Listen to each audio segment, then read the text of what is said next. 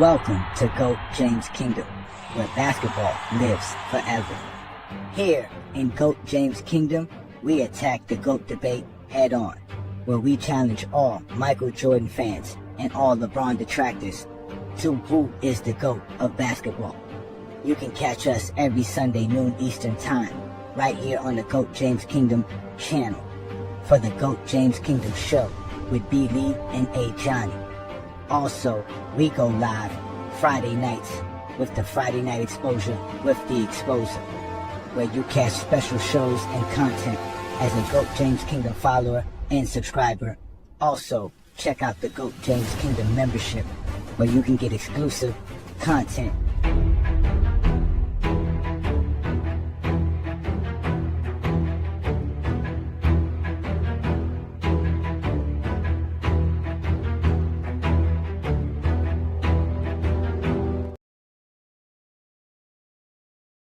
Good for you to question, as we always should. Here comes Curry, hit a three, but that's it. Diving for it, Monk. Curry thought about three, he'll put up a three. There it is! Number 4,000! A shot for the ages from a player for the ages. Truly the portrait of an artist. Here it was, and doubled on the play.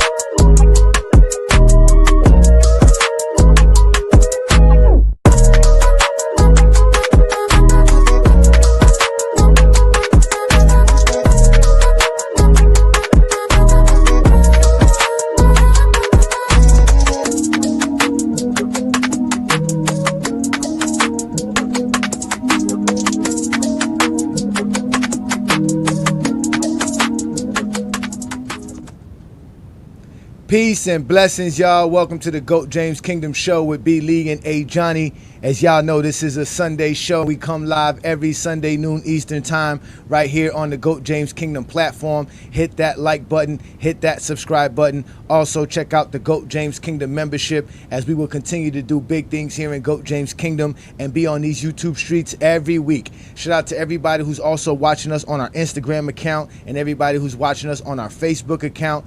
Peace and blessings to all of y'all. Also, for everybody who's watching us on FYF, yes, it is another GOAT James Kingdom show on FYF Sports Debate channel. But ladies and gentlemen, I'm A. Johnny the Exposer. I got my partner B. Lee in the building. What's good, B. Lee? Yo, what's going on with everybody? All right, and we got T Perfect in the building. The regular panelists will show up as usual. Shout out to all the GOAT James Kingdom members. We already see a few of y'all in the comments. Thank you for supporting what we doing here. We see y'all showing up again. It's always love and blessings from Brandon and I. Thank you again for supporting us, what we doing here. So shout out to all you fellas here. So today's show, ladies and gentlemen, we're going to discuss Stephen Curry. We're going to talk about Stephen Curry breaking records. Shout out to Travis, who's in the building. What up, Travis? What up, gents? Yeah, are you comfortable with today's topic, sir? Stephen Curry reached 4,000 three-pointers made. The NBA are celebrating totals as usual. Do you recognize this particular record? Oh, of course. Amazing. This is amazing. Okay, Travis, I did think, did you say that total don't really matter? Well, no, I mean, to some degree, yeah. Like, when you were talking about Steph? when you're talking about ranking players, like, why, like, you're telling me, like, a 3-point record, or he has more threes than this other guy, that doesn't affect your all-time rankings, but it's just a record that's, you know, incredible.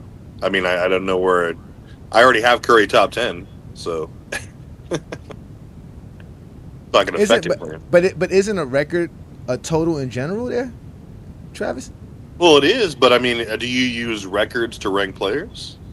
Oh, I definitely use that. It's a part of stats, accolades, and achievements. Yes, sir. So you're using Magic Johnson's, let's say, his total assist record to put him above other point guards, not his averages or accolades, just his total? Yeah, he has the most playoff assists in NBA history. Well, I mean, the threes isn't really like a stat, right? It's just a total of. It's not like it's total. It contributes to its points, correct? No, the 3-pointer is a stat. It's a 3-pointer made. It's a stat. It's 3-pointer made, sure, but you Yeah. say you're specifically using 3-pointers made as. Well, that's the record that Stephen Curry holds. That's his record. Yeah, I know. Yeah. But I'm not. It doesn't affect his ranking. I'm just saying to me because he's already going to be the most efficient scorer of all time, arguably, or as far as true shooting percentage goes, and he's already the best shooter ever. Yeah, So predicate off the fact he hit over 4,000 3-pointers in his NBA career. Yeah, at like over a 40% clip and like huge volume. That's what matters. That's why everybody thinks he's so great. Everybody calls him a great shooter. Why? Because he has over 4,000 3-pointers made, my friend. 4,000. Yeah, I think they call Steph the greatest shooter because of his total 3-pointers made, right? Not totals. That's the only way to do it. That's the only way to do it. So how you call him the greatest shooter of all time if it's not because of his total 3-pointers? Well, his totals that factor into it, but he's like you look at his career, right? And like there's so many records that aren't necessarily like tied into his totals. Like he's the only guy who, for this many seasons, has shot like over a 40% clip, but he's taking at least 6 threes a game or some odd, and he's done it for at least 15 years. And yeah, that'll add to your totals, but he's consistently hitting these efficiency benchmarks too. That's what propels him into the greatest shooter of all time category. I don't think his 3-point percentage and his free throw percentage or his true shooting percentage ever played into the factor. Why not? It should. I don't think it ever did. No, I don't think he's not the greatest. He doesn't have the highest percentages. There's other So it players has to who be his have totals. There's a couple of players who might have as good or better all-time percentage than him, but not with consistency or with the same volume over this extended period of time. That matters. That's what matters. It's like LeBron, right? Like you can total of threes. Sure, total threes matters too. I mean, when you're talking about when you're talking about the entire Travis, I'm not talking about what you think because you obviously think something different, but the way the media is saying he's the greatest shooter because of his totals, right? I mean, I'd like to think that there's a little bit more nuance in that. I don't think it is. I think they only say he's a great shooter because of his totals. That's dumb then. I mean, it's part of it, but it doesn't have anything to do with. I think it's total. He shoots over 40% from three. Yeah, I think it's both. When you've talked about Steph 3-pointers made, 40% has always been a part of the conversation that he shoots. I never really heard him talking about 40% because he shoots over 40%. Like Reggie never shot over 40%, and they never mentioned that. But we're talking about Steph Curry. I know, but before Steph Curry, it was Reggie Miller. It was Larry Bird. Neither one of them shot over 40%. I don't think anyone said Steve Kerr was the greatest shooter of all time. It was either Larry Bird or Reggie Miller. But part of the conversation with Steph Curry has always been his totals and his percentage. It might not have did it before with other players, but they judge these players different. And what they did with these players today is said, hey, you shot at a high clip and at a high percentage. This is known as the efficiency era. They are very efficient in their shot making. I hear this all the time. So you hear from who? I hear the media all the time. From who? Like who is saying this though, Trav? I mean, John. Stephen A. Smith, Skip Bayless, Shannon Sharp. I can keep naming you here. I don't hear them ever saying about his 40% plus or his true shooting is always. I never. I mean, he's making. He's making like 8 3-pointers. They're not talking about how efficient he is. About how much he's making. It's always been his totals. I'm not. No, they do. They do. They definitely mention it. Like when he was, especially like a few years ago when he was on his roll. It wouldn't matter if he was jacking up threes if he wasn't efficient. Like he wouldn't be anywhere near the record he is now, and like no one would care. He would just be a shot chucker. But because he doesn't have to shoot 40% to make a lot of threes. Yeah, but he has to be. They wouldn't talk about it if he wasn't well above league average at least, which is like 36%. And he destroys that each and every season. I mean, I believe if he was at 30%, it'd be different, but they don't really. They were saying how many threes he's making a game, like 6 or 7 threes. It wasn't about how efficient he was shooting. It was about how he was making them Well, yeah, and but the if he wasn't distance he was efficient, he'd making have them. he'd average he averages like what 6 threes 20, a game at least, 7 threes taken, and he'd have to average a lot more than that. And like the narrative would be completely different if he wasn't a marksman. So like you have to realize that. I mean, I understand. Well, I already say he's the most efficient shooter I've ever seen. But I'm talking about how the media portrays the greatest shooter of all time is because of the distance and how many he's making, not how efficient Well, he's we know the getting. media are total casuals, so who cares what they think? No, because I think they do both. I believe they've done both. When they show the stats at the end of the game, they show 8 for 12 from the 3 point line, shooting 47%. That's always been a part of the conversation. With Steph Curry, when it comes to it, I believe that's always been him being efficient has always been a part of the conversation. The totals are a part of the conversation. I'm not trying to take totals out the conversation. I just believe the percentage has always been a part of the conversation as well, because he's so efficient from the 3 point line. I think that has mattered, and that's contributed to him being a greatest 3 point shooter ever. Mm-hmm. Not just him being efficient. You taking two 3 pointers a game and you being 42%. You taking 6+ and being 42% is a whole different conversation. Mm-hmm.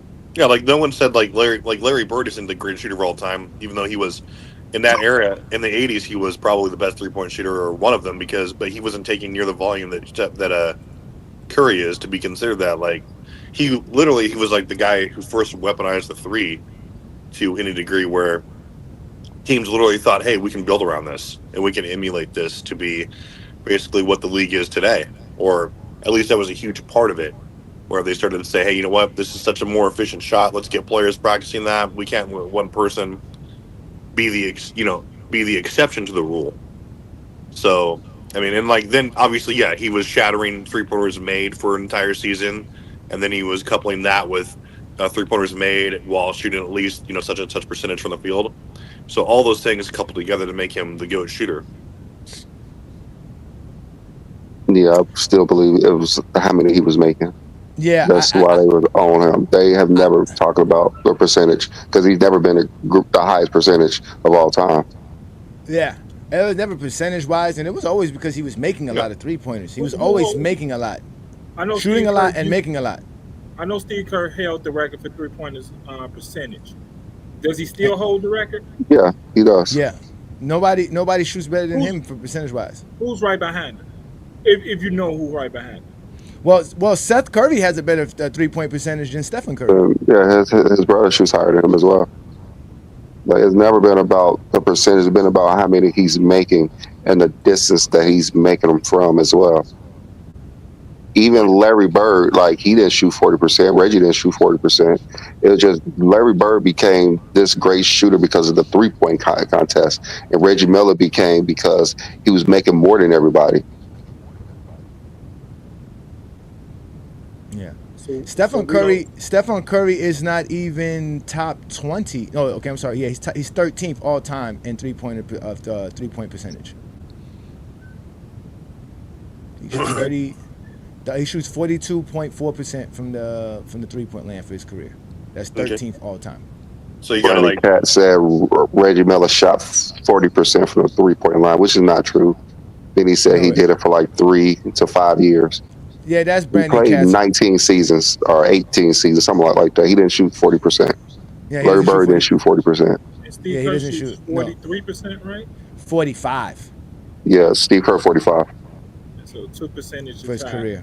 Yeah, 45%. That's a lot. We're talking about thousands. It is, but the tremendous value that's down. What he shot, maybe 2 or 3 per game. When y'all say shots made, I think that's a major contributor into the conversation that's been around on Steph Curry. But I believe they have added the percentage with it. I hear it all the time from them.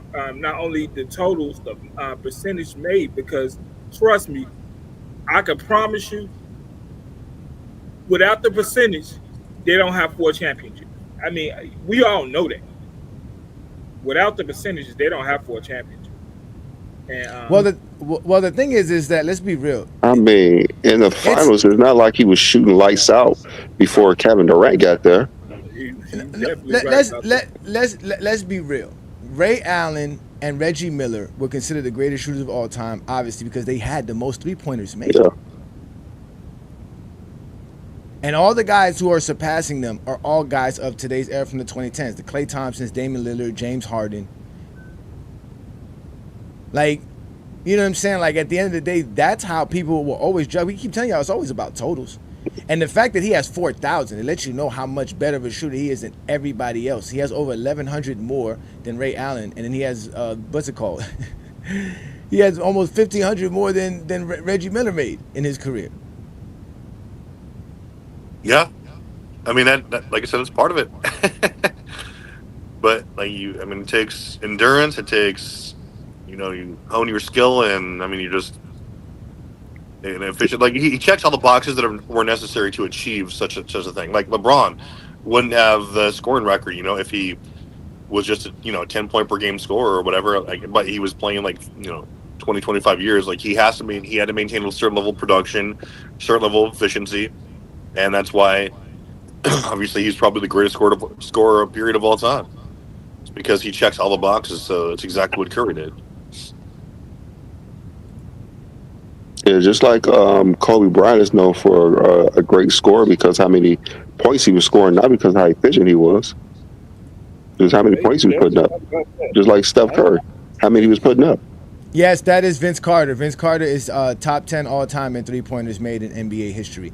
Shout out to Zero. You guys should be able to use the super chat. We are officially back on. There should be no issues at all. I can go double check that, but you should be able to do super chat with us. Our monetization is back on. Besides motel room. They had sent the email letting us know everything was back on. So YouTube did send an email saying it was stopped, and they sent the email saying it was back on. Okay.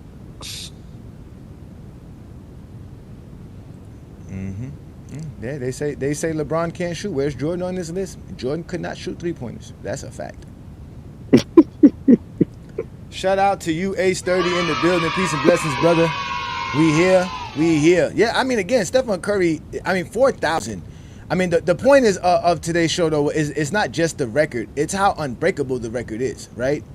He has 4,000. And he's played about 1,000 games in his career, so he's hitting 4 3-pointers per game. He's probably going to put it to 4,500, maybe close to 5,000 by the time he ends his career. So if we say that, is it possible anyone could catch him? How unbreakable is this record? How unbreakable is the record? I believe he could get caught. I think he gets caught. Yeah, it's these like Trey Young and Anthony Edwards. They're shooting at a crazy clip. I think his record is. The game has changed. They're shooting it. Look how the 3-pointers is being shot. You got teams shooting almost 53s per game. Somebody got to be taking these shots, and they're making them. So, you don't have to be efficient to break this record. And look at LeBron. LeBron is not efficient shooting threes majority of his career. He's ranked 7th. So imagine someone like Anthony Edwards who's shooting 12 times a game. If he continues that pace, and he started a lot younger than Steph Curry. I don't think you're going to need to be efficient to break the record. But I think Steph was efficient making the record. But I think you're correct. I don't think the person who needs to break the record has to be efficient because of the volume of threes people are taking today. Yeah. Well, they're going to be, if they do break it, it's going to take them longer to achieve than what Curry did. Yeah. Who's going to play? Are they going to play? 17 years or whatever, for their NBA career, and primarily relying on the 3-ball, like Anthony Edwards. And Trae Young, sure they might, but that is dependent on a lot of things, like no serious injury. Just like how we always talk about LeBron, who's going to catch that scoring record? Can it be done? You'd have to play well above the average, for a player's career, and you have to be somewhat efficient. Like you're not going to shoot like 30% for three and like pass anytime soon. So it's going to be a combination of efficiency, longevity, and obviously the emphasis is on the three ball, but I don't think we see it caught for a very long time. I believe the only reason it's going to get caught because Steph Curry didn't come out the gates like these players are. Fact. LeBron came out the gates at a high clip. Steph Curry didn't. Well, yeah, I mean, Yeah, I think that matters because I believe for any of these records, you're gonna have to come out the gate doing it. Because I mean, LeBron came out the gate averaging 20 points a game, so I mean, his record of points is gonna be hard to break because you got to come out the gate doing it and then consistently do it, stay healthy, and stay on that. I mean, Steph Curry came out. I mean, he didn't come out the gate being like that. You knew he was gonna be a good 3-point shooter, but if he was making 6 a game coming out his first or second year, I think it'd probably be more than 4,000 at this point. But yeah. But I think his record is definitely unbreakable at that point. But then again, Steph Curry, he might, like LeBron, just continue to play and push the record back further and further. But then again, these other guys are homing that as well. Yeah, I mean, he's definitely going to keep pushing it back because he's going to play a few more years. So he's definitely going to push it back. As of right now, someone like you guys mentioned, Anthony Edwards has over 265. He had 265 three-pointers so far this year.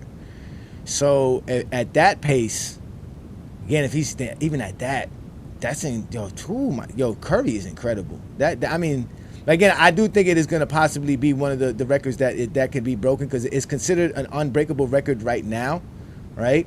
But if we talk about other records that are considered unbreakable, right? How does it fare with those records, right? So let's bring up some of these records here that we all know that everybody talks about, right? We have obviously we have the GOAT, LeBron James, who has the all-time scoring record in the regular season and postseason, and he's about to set more records for the postseason as well. And we know he has 20 plus All-Star and All NBA selections. I don't think any of these records will be touched in our lifetime. But then if we go to players like Tim Duncan, who has 15 all defensive selections, do we see anybody coming into the NBA going to get 15 all defensive selections? It's possible. It's possible? It's possible. You got Wemby, if he could play for 20 years. He's so all, and it's just going to come with him. Yeah. I mean, I believe some of these records are close to being. I mean, that most all defensive selections. I mean, that's possible. You got the luck that comes with that is some of these records. I mean, the crazy part about this, the rule change of assists, I believe is breakable now because the assist the rule is different. Even though it's going to be tough to do it, I believe that the rule change has made that record not unbreakable like it used to be. I believe at one point that record was unbreakable, the all-time assist record. The rule change has made that record breakable now. So I believe that all-time assist leader rule has made that record breakable. Even though it's still gonna take a long time to do it, I believe that the rule total has made that breakable. Yeah, it's definitely gonna take a long time to do it, but the way they're scoring you talking about Stockton's record, 15,000 assists? Yeah. How do we get from from Tim Duncan to Stockton? You skipped it. No. I talked about Tim Duncan, but I jumped to John Stockton. Okay. All right. No, I don't think John Stockton's steals or assist record is going to be broken. I don't think his steals going to be broken because of how a lot of them's probably not even real steals, but the assists, I believe it is, because he only averaged 10 assists a game for his career. So someone could average 10 assists a game for 20 years. For 1,500 games, though. That's for 1,500 games. Just saying, it's possible. It's possible. There's no way. And they were playing it, 1,500 games. Like there's 1,500 games, Brandon. I'm just saying it's possible that someone can average. I believe the rule change. Can average 10 assists a game for 20 years. Remember, I said his assists. I didn't say his steals record. I said his assist record Well, I know. Well, you know what? I forgot to put Olajuwon up here because Olajuwon has, I think, 3,800 His blocks. the I don't blocks, think yeah. I don't think nobody's going to reach 3,800 blocks as well. I don't know. His blocks might be But broken. you know what? I forgot to put Tim Duncan's blocks too in the playoffs. I think Tim Duncan has 450 plus blocks in the playoffs. So that's probably also going to be an unbreakable record as well with Tim Duncan for the playoffs. I don't think so. Yeah.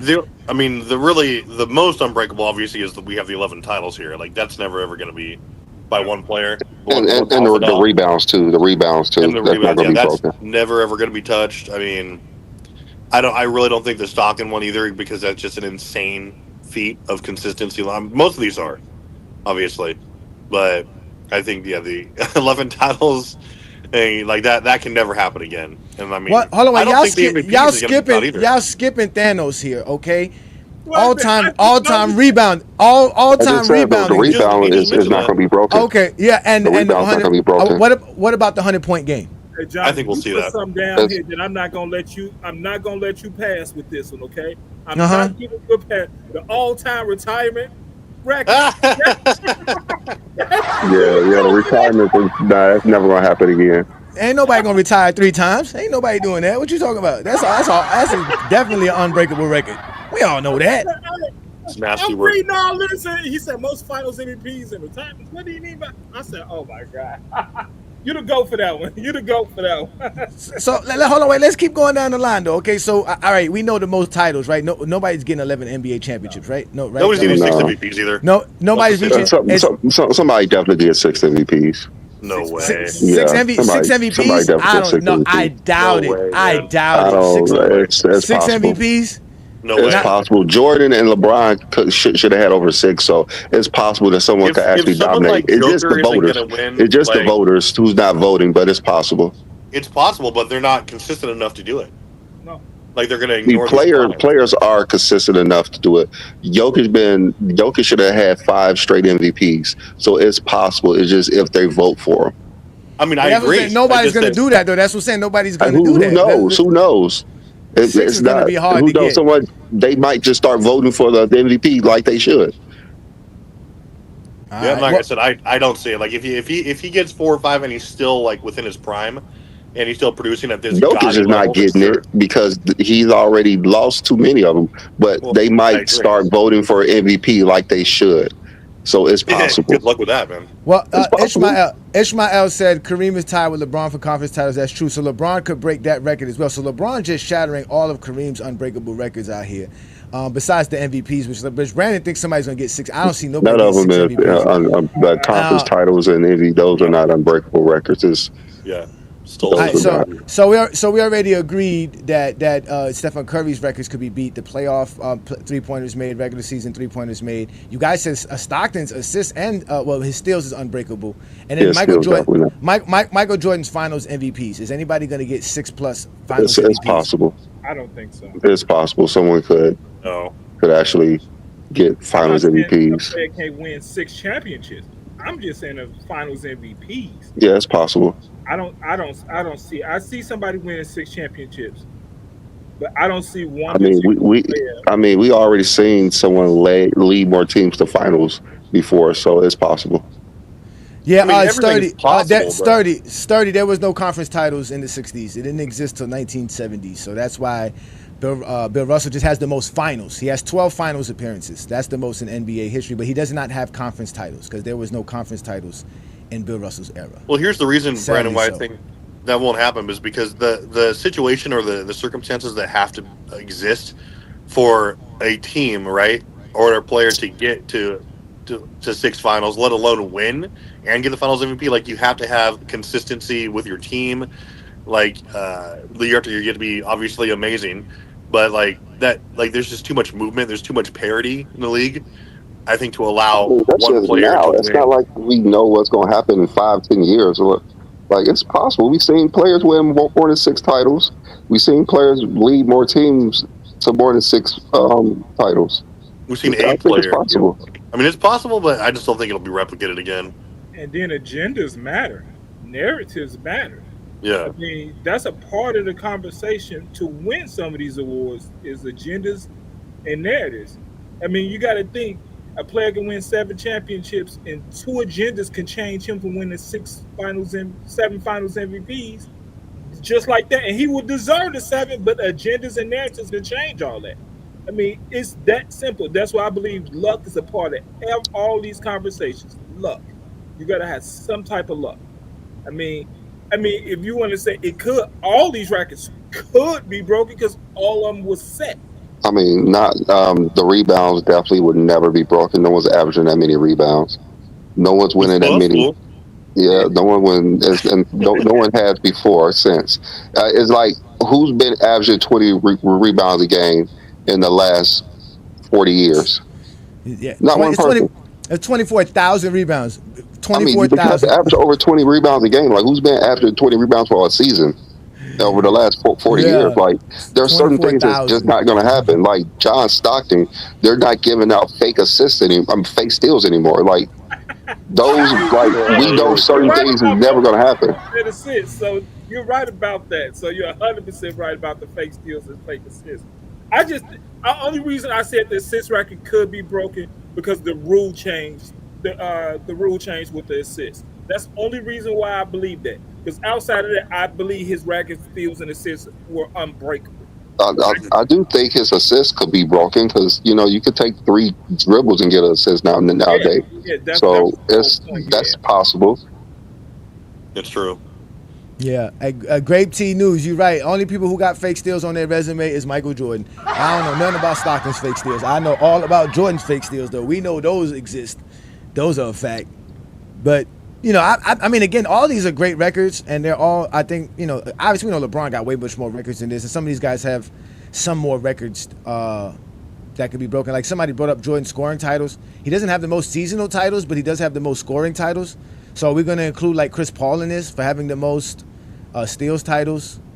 Who has the most block titles? Is it Mutombo? Who has the most block titles in NBA history? Most block titles, I think it is Mark Eaton? No. I think it was Mutombo, actually. I think Mutombo has the most block titles. Mutombo or Ben Wallace, something like that. Yeah. And then what's it called? Stockton has the most assist titles. And we know obviously Wilt Chamberlain has the most rebounding title, which he has the most seasonal titles in general as well. So he has the most with 11, and he has the most with 19 in total. So, but again, all these are totals, Travis. So you really don't care about none of this, correct? False. The scoring title. It depends on the person. If it's LeBron versus Jordan, then those totals don't matter. If it's 6 total Finals MVPs, it matters. If it's 10 total scoring titles, it matters. Right? Those totals matter. Correct? No, it's just LeBron. Certain when you talk totals about matter more than most. Yes. That's the scoring titles. The only way the scoring titles is either tied or broken. Championships have to match with it in today's world, because at some point you're gonna start getting hit with you selfish and you only taking shots, you only making shots, and you got to come out the gate. You have to come out the gate with scoring titles, and then within your 4th or 5th year, you got to be winning championships for them to allow you to mentally not bother you with getting scoring titles. I mean, it has to match. I mean, certain things have to match, and because mentally you have to be strong through all these records that's being set tells me you're a mentally strong person, because you have to be mentally strong and physically strong to get through some of this stuff. But that mental really matters in the game. Unless you're LeBron, then you're just a weak person. Yeah. Well, no one fear LeBron. Yeah, with adding on to what Travis says about how these things have values to it. How do we value these records, and where does Steph's record for having the most 3-pointers made rank him, or rank all time with all other records in general? How does it affect it? What do you think, Brandon? How does it affect how holding this record, such as the all-time 3-point leader? I don't think it's a major record to me. They portray it like it's amazing.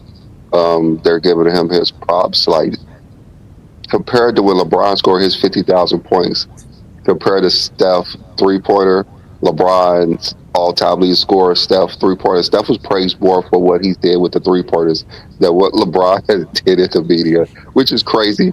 But real basketball fans know that what LeBron did is the cream of the crop. but just how it's portrayed in the media is kind of crazy. Shout out to Ready Hood Sports. Peace, Ready Hood Sports. Thank you for becoming a member, supporting us all this time. Travis, how does this Stephen Curry record rank all time with all these other records that we were just discussing? I mean, I think it's, if we're talking about unbreakable what records, can be reached, these are all supposed to be unbreakable records. Yeah, these. As I mean, I they're think considered unbreakable. I think this is one of the more breakable ones that can be reached, just because of the nature of the game right now, and like the advancements in modern medicine, all this stuff. Like, so it's going to allow players to play longer. The emphasis is on the three. So I mean, I think somebody can break it, but a lot of these records are not because the players weren't great, but because of the way the game was played. Like Sturdy said, we're not going to see the league go back to 120, 25 possessions a game where someone can average 20 rebounds for 14 years or whatever.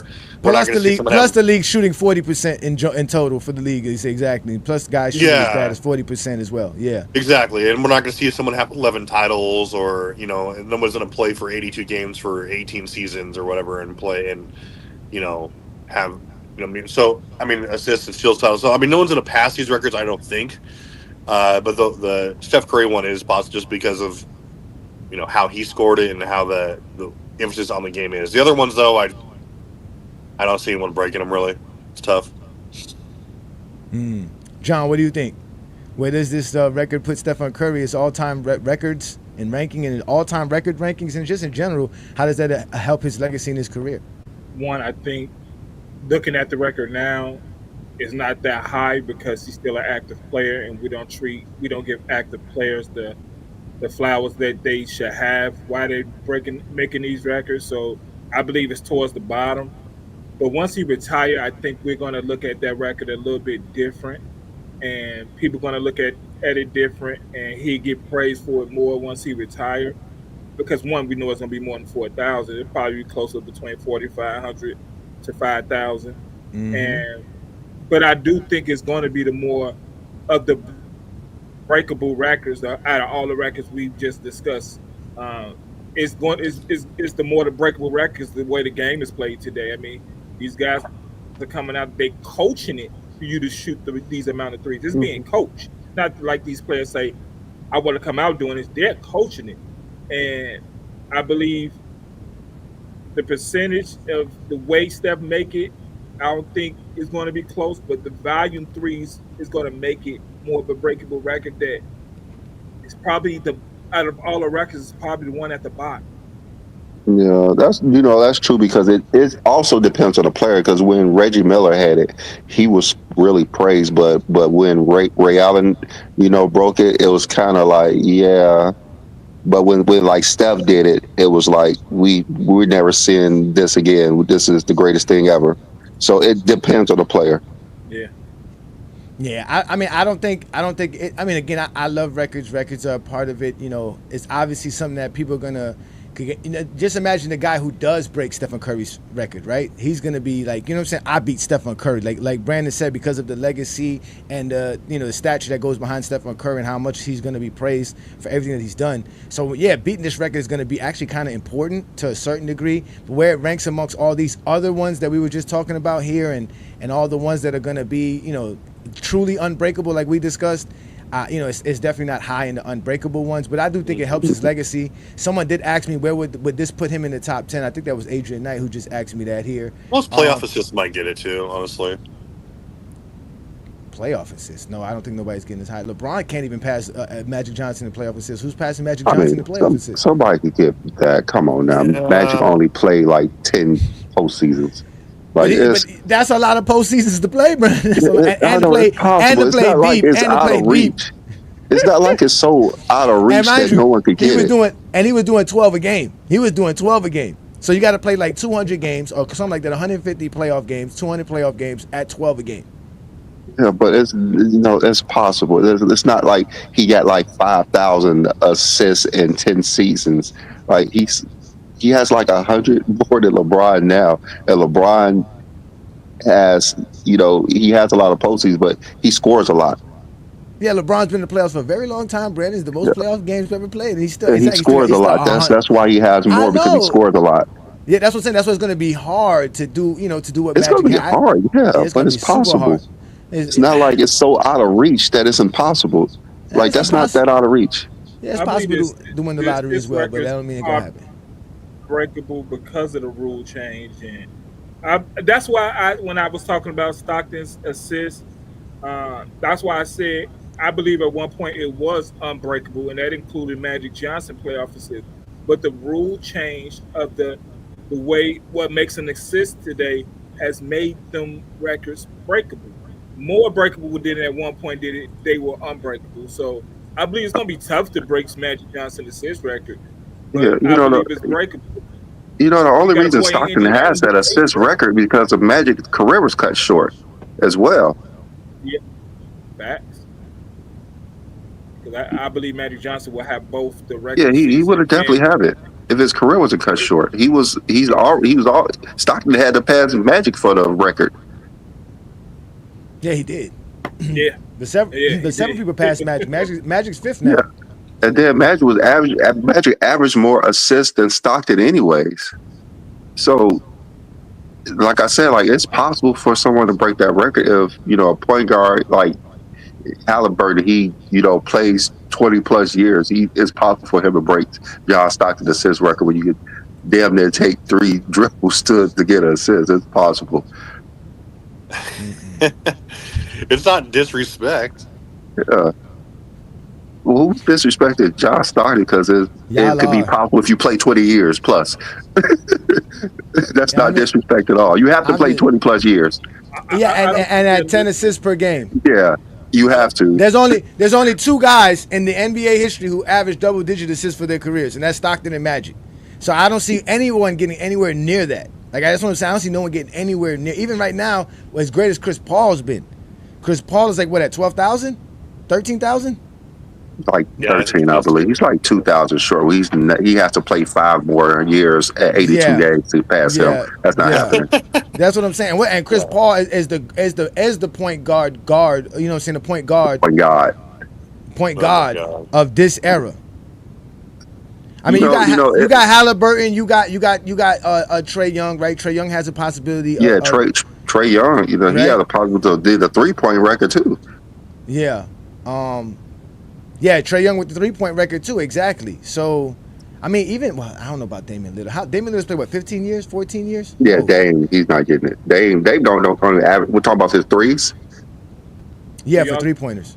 Yeah, Dame is going to end up second. Yeah, because he had 2,800 now. Yeah, he's definitely going to end up second.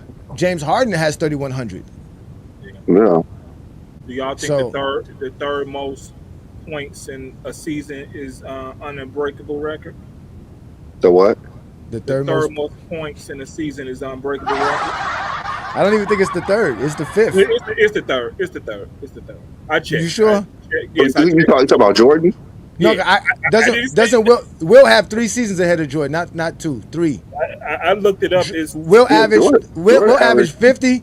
He averaged 50 1 year, and 39, 42, and 38. And I think he averaged 30. 37.6 one season, but he may have played only 80 games because it was only 80 games back then.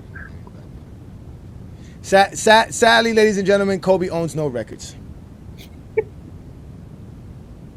Kobe, no. The only record I guess we're not we gonna can give Kobe is what the most points in his final game. Will owns the first, second, fourth, and fifth. Jordan owns the third and sixth. No, so Will owns the records at 1, 2, 4, and 5. Jordan owned the third.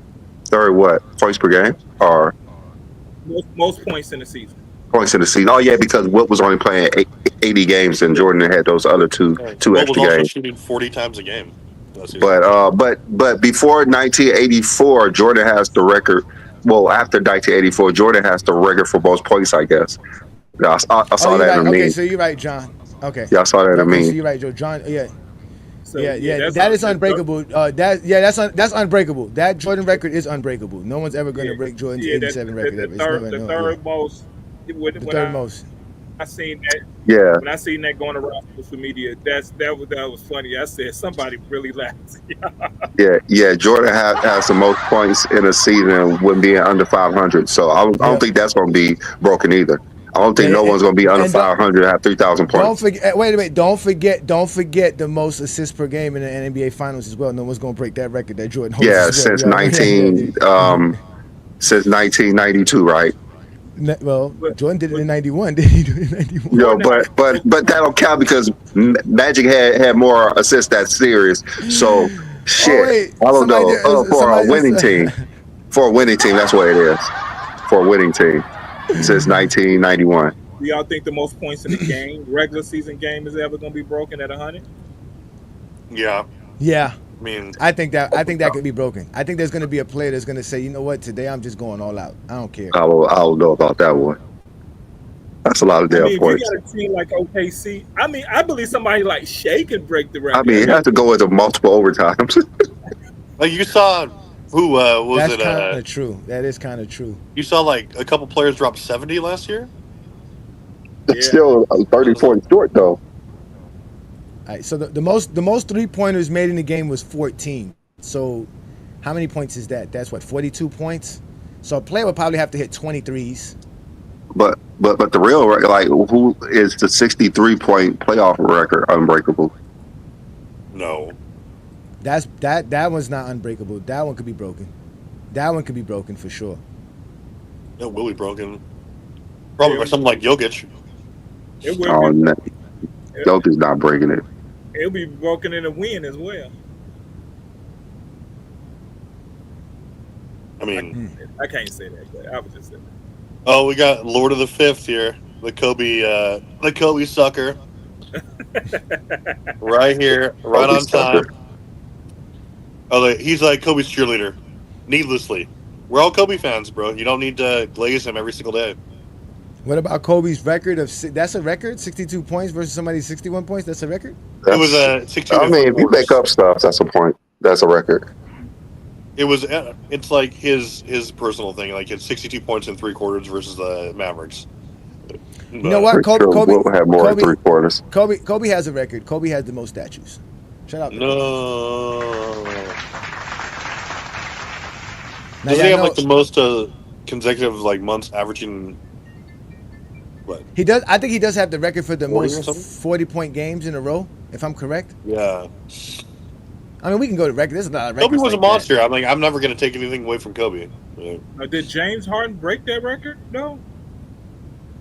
'Cause I think the most consecutive, I think he did have a record, but I believe James Harden that broke that record that year he averaged 35. I could be completely wrong, but I think James Harden that broke that record. That Kobe Damn, broke. Kobe fan, we need y'all to come out here and correct Kobe's name, man. Kobe don't got no records. No, where's Twin Man, the biggest Kobe fan there is? Jordan has the most 40-point game since 1984. Well, Jordan's the GOAT, so we don't need to talk about him. You guys are something special, man. You guys are something special, man. Oh, man. Jordan got a lot of records. I mean, I never understood why they were so upset about that 30-point game record. I mean, people, they were really upset about that record being broken to Jordan. Yeah. Jordan has the most 30-point games in 15 seasons. Yeah. You sure about that? Yeah, he do. Yeah, he does have the most 30-point games 15 seasons. More than Will Chamberlain? Yeah, Wilt doesn't have the most 30-point games. So it's automatically Michael Jordan. I mean, no, but Will played 14 seasons, so why are we using longevity versus Will Chamberlain? I mean, Jordan has a record There's no for such thing, remember? Jordan has a record for the fewest games to score 32,000 points. So that's something he has for real.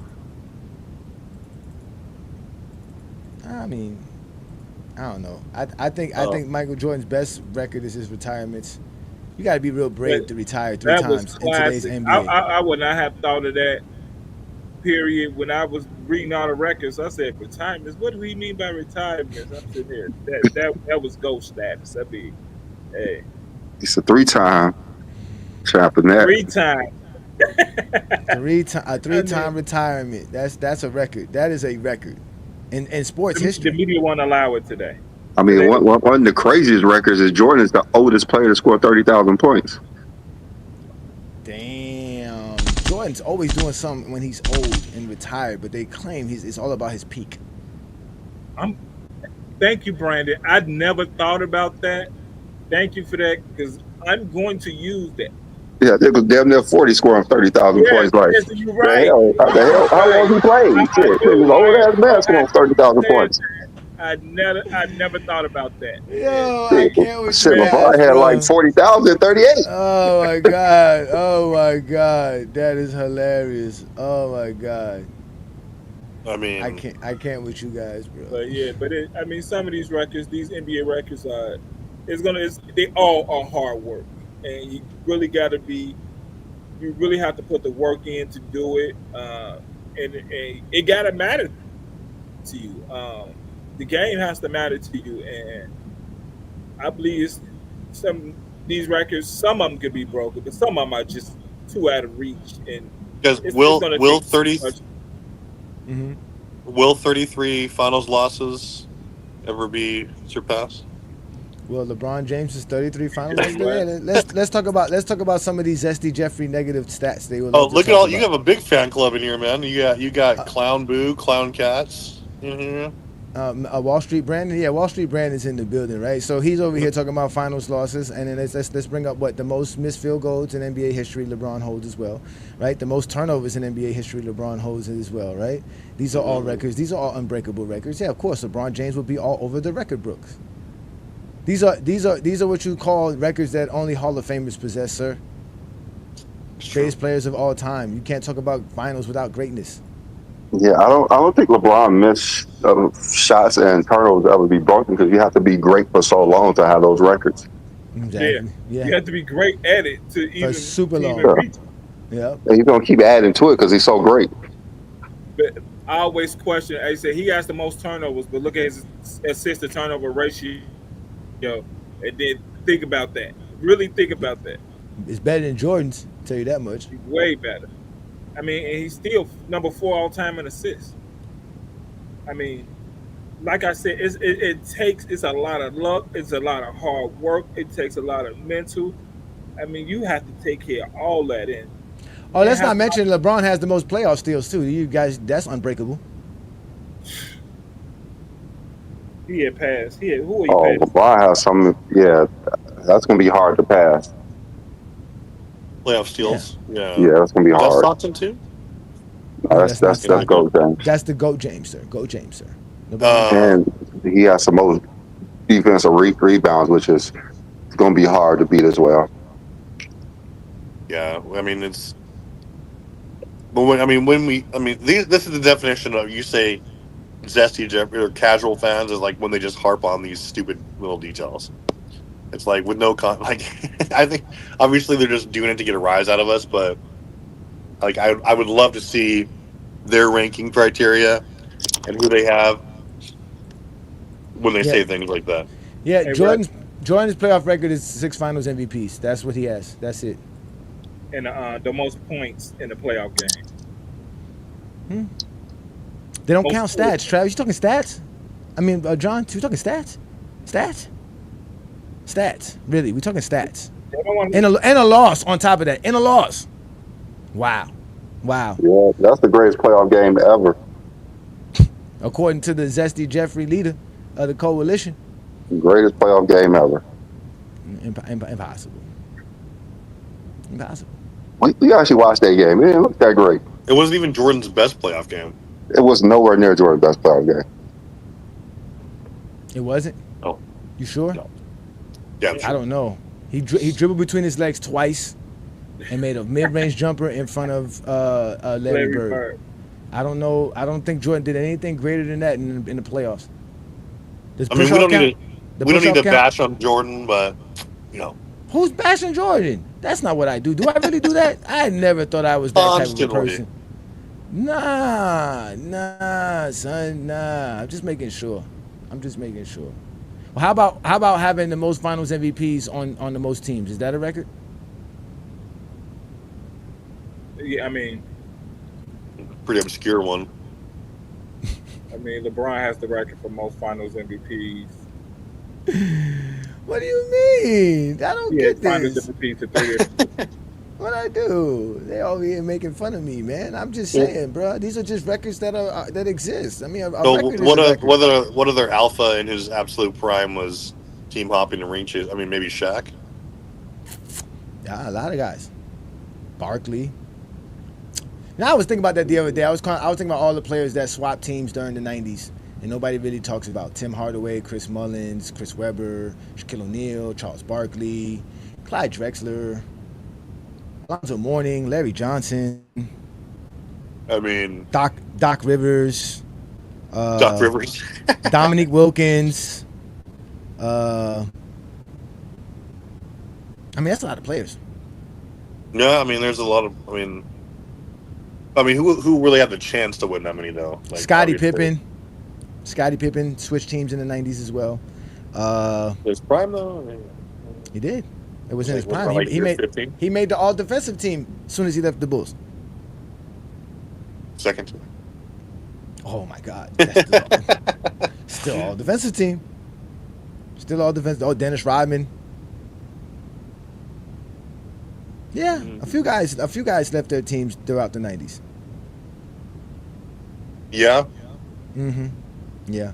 Jordan tried to as well, but Jerry Reinsdorf said, "Here's 30 mil." Jordan said, "Where am I going? I care more about money than my own pride. I'm gonna go play and win." Yeah, because I remember it was in the newspaper that he was thinking about going to the Knicks. I think they offered him like $25 million for a year. And I remember that talk was going around everywhere, and then the Bulls said, "No, here go 30 million," and let's end this conversation. Been the worst decision of Leaving their the life. Bulls. Hey, they knew a lockout Leaving was the coming Bulls. soon. So Leaving the Bulls allowed Pippen to flourish. Eminem. When did he flourish? Is that when all of his numbers went down, like when he went to Portland? And no, '94. What are you talking about? no, he said when he left the Bulls. Nah. All right, here goes. Somebody said they got a real question for me here. I really can't say your name. I'm not going to butcher it. I'm just going to call you Mr. Smith. Agent Smith asked me here, "Hey, Johnny, I have a question I'm genuinely curious about. Was Michael Jordan that much better of a mid-range shooter than LeBron? Is it really close? I don't have access to the numbers. Sorry." Okay. Michael Jordan's recorded numbers at mid-range is about 44%. LeBron James is at 38%. So that would be a drastic difference in being better than LeBron James at mid-range. But we do not have Michael Jordan's true mid-range shooting for his NBA career, which I do not believe was at 44% at that high. Kobe, for his career, shot 40% from mid-range. So I would think Jordan somewhere around there, which would make him better than LeBron still, but it wouldn't be necessarily that much better. So hopefully I can answer your question. He'd be at least 44%. Who? His prime wasn't recorded, right? It was from like '96 on. Well, his best shooting was 96 through 98. So Because I think I don't before think then, mid-range shooting would be as high if you got to record from day one. Best shooting in what regard, Brennan? Throughout the Mid-range. 80s. If you count all his I mean, mid-range shooting throughout the he 80s wasn't and a the good early shooter. 90s, he's not going to be as high as he 44%. wasn't the greatest shooter as he was when he came back from his second time. But Well, if you're talking just like as far as like him being polished, then I mean, but like his during like Polished? the late You mean 80s how he looked? You mean how he looked when he I shot, mean, even though he was bricking it? They literally forced Jordan to shoot jumpers, and he couldn't make them for 3 straight years. So it was obvious he wasn't that great of a shoot. They couldn't make 96 Jordan shoot jumpers versus the Pistons. He would have destroyed the Pistons. But That's the right. 88 up until 1990, he wasn't that great of a shooter. And people can lie. It's fine. Well, no, okay, but if we're just talking pure production, like obviously he shot well over 50% for like 5 straight seasons. I mean, going to the hole. We're talking Going to the about hole. mid-range shooting. Yeah. In 1980, in Going to the- 1987, 87 season, it is documented and recorded that 63% of Michael Jordan's field goal made were dunks. That's I mean, wildly incorrect. He said it's wildly a highway to incorrect. the lane. It was a highway to the lane for Jordan in the 80s. I You mean, think it was that so bad that he had to go to the commissioner and tell him that the Pistons wasn't letting him dunk. Again, I mean, he this was known as Air Jordan, not mid range Jordan. Yeah, he couldn't so? shoot. Your take is that his mid range got worse, or we got better, like for 2 years, other than like when he was in his prime and like his percentages were way higher. From 1984 to I would say 90, he was probably in the low 30s in mid-range shooting. Mid 30s. No. Yeah. Yes. Jordan. Okay, listen. From 91 to 93, and 97 and 97, Jordan's greatest mid-range shooting season, where he shot like 49% from mid-range, and he took majority of his mid-range shots that are recorded in that season. The other 3 seasons we have recorded of Michael Jordan, he shot under 45%, right? He shot 41% in the Wizard year when he played 82 games from the mid-range. Okay. So, and that was Jordan at his best at shooting the ball, shooting in general. Jordan shot less than 30% from the 3-point land. So if you take a couple of steps forward, which is it's a mid-range shot, he's not going to be any better. He shot like 25%. I mean, he wasn't a great shooter. Like, he's not that great of a shooter. Again, the years that Jordan was shooting 50% for the season was predicated on the fact that he was getting to the rim. The same way y'all say LeBron James. It's the same thing because he's the same narrative on LeBron. All right. Do you think Jordan was below average at the rim during his prime? Because no, he's below average for the data recorded. From 97 to 2003 for the 4 years he played, he's below average at the rim. Yeah, he could barely get to the rim at that time. That's why he had to shoot jumpers. Well, obviously, the only real way this is you have to go back and someone's going to have to track every single one of his shots from the data we have. Or we can't. We told y'all to go back and track his steals. Y'all lied about his steals until we had to prove his steals were fake for y'all. Y'all can't, there's no data. There's no information. We can't go back and watch every Michael Jordan game that existed throughout the 80s. A lot of those games are not available for us. Even the data that I showed you guys when I did the data and showing what Michael Jordan was shooting back then, he was shooting close to 60% from the field during the games, but he was shooting like 45% from mid-range. I mean, even when we saw him score 63 points, we sat here and we watched all those misses. He probably shot 20% from the mid-range. He was all layups and free throws. Well, free throws wouldn't matter, but like for all. I'm saying that's all he was shooting. How going to the free throw line 10 times a game don't matter? What you talking about? It doesn't affect your percentage. I'm just saying that's all he was doing. If he's making them at 80%, so that's 8 points a game. Yeah, but it's not. It's not affecting his field goal percentage. Like if we talking like, okay, I see what you're saying about. But again, his field goal percentage was at 50 because Jordan was getting to the rim. Majority of Jordan's shots was at the rim. The majority of shots, he even said it. I don't want to sit around here and take outside jumpers because my game is penetrate, dribble, penetrate. Penetrate means get to the basket. That's what Jordan wants to do. Majority was. That's why he was. That's what he. Yes, the majority was at the rim. That's why he was shooting 50-something%. No, it wasn't. I don't think you know what the majority means. Okay, Travis. Majority means more than 50% of Jordan's shots was at the rim. And that's incorrect. Travis, do you think he was shooting better than he was in 97 and 98 early in his career? Early in his career, probably. I mean, no, but I'm thinking that when he, like, by the time 1990 rolled around, all the way through his championship years, like, he was a very effective mid-range marksman. Was he shooting better than he did in 97 and 98? Do you believe he was shooting better? He probably shot better. He probably shot better in. I'm gonna say at least 97 or 98. Yeah, maybe not 96, but I mean. Okay, so by default, it would be lower because he was not a great shooter at that time as he was later in his career, 96 to 98. So it would have been lower. Why? I thought you just said he was better shooting 97, 96 to 98, right? So it would have been. I'm going to explain to you why. Travis. I'm going to explain to you why, Travis. Because if Jordan was shooting around 60% at the rim and shooting at 45% from mid-range during those span when he was with the Wizards in the last years in Chicago. That means for him to still sustain that 45% shooting during his prime years that you're talking about in the early 90s and the late 80s, he would still had to been shooting around 60% at the rim. That's what you guys fail to realize. Jordan is not shooting that great from mid-range his entire career. We only have the numbers. I'm only interested in like maybe his like when the first three-peat started, because I know that he took some time to develop, obviously. But when the first three-peat started in '91, Jordan's field goal percentage was 54% from the field. That year he shot 31% from the three-point line. He only took 1 3-pointer per game. How many shots you think Michael Jordan was taking? He took 22 shots per game. How many of those shots you think he was taking from mid-range? At least 10 of those shots are at the rim or in the paint. Jordan is not taking 10, 12 shots from mid-range.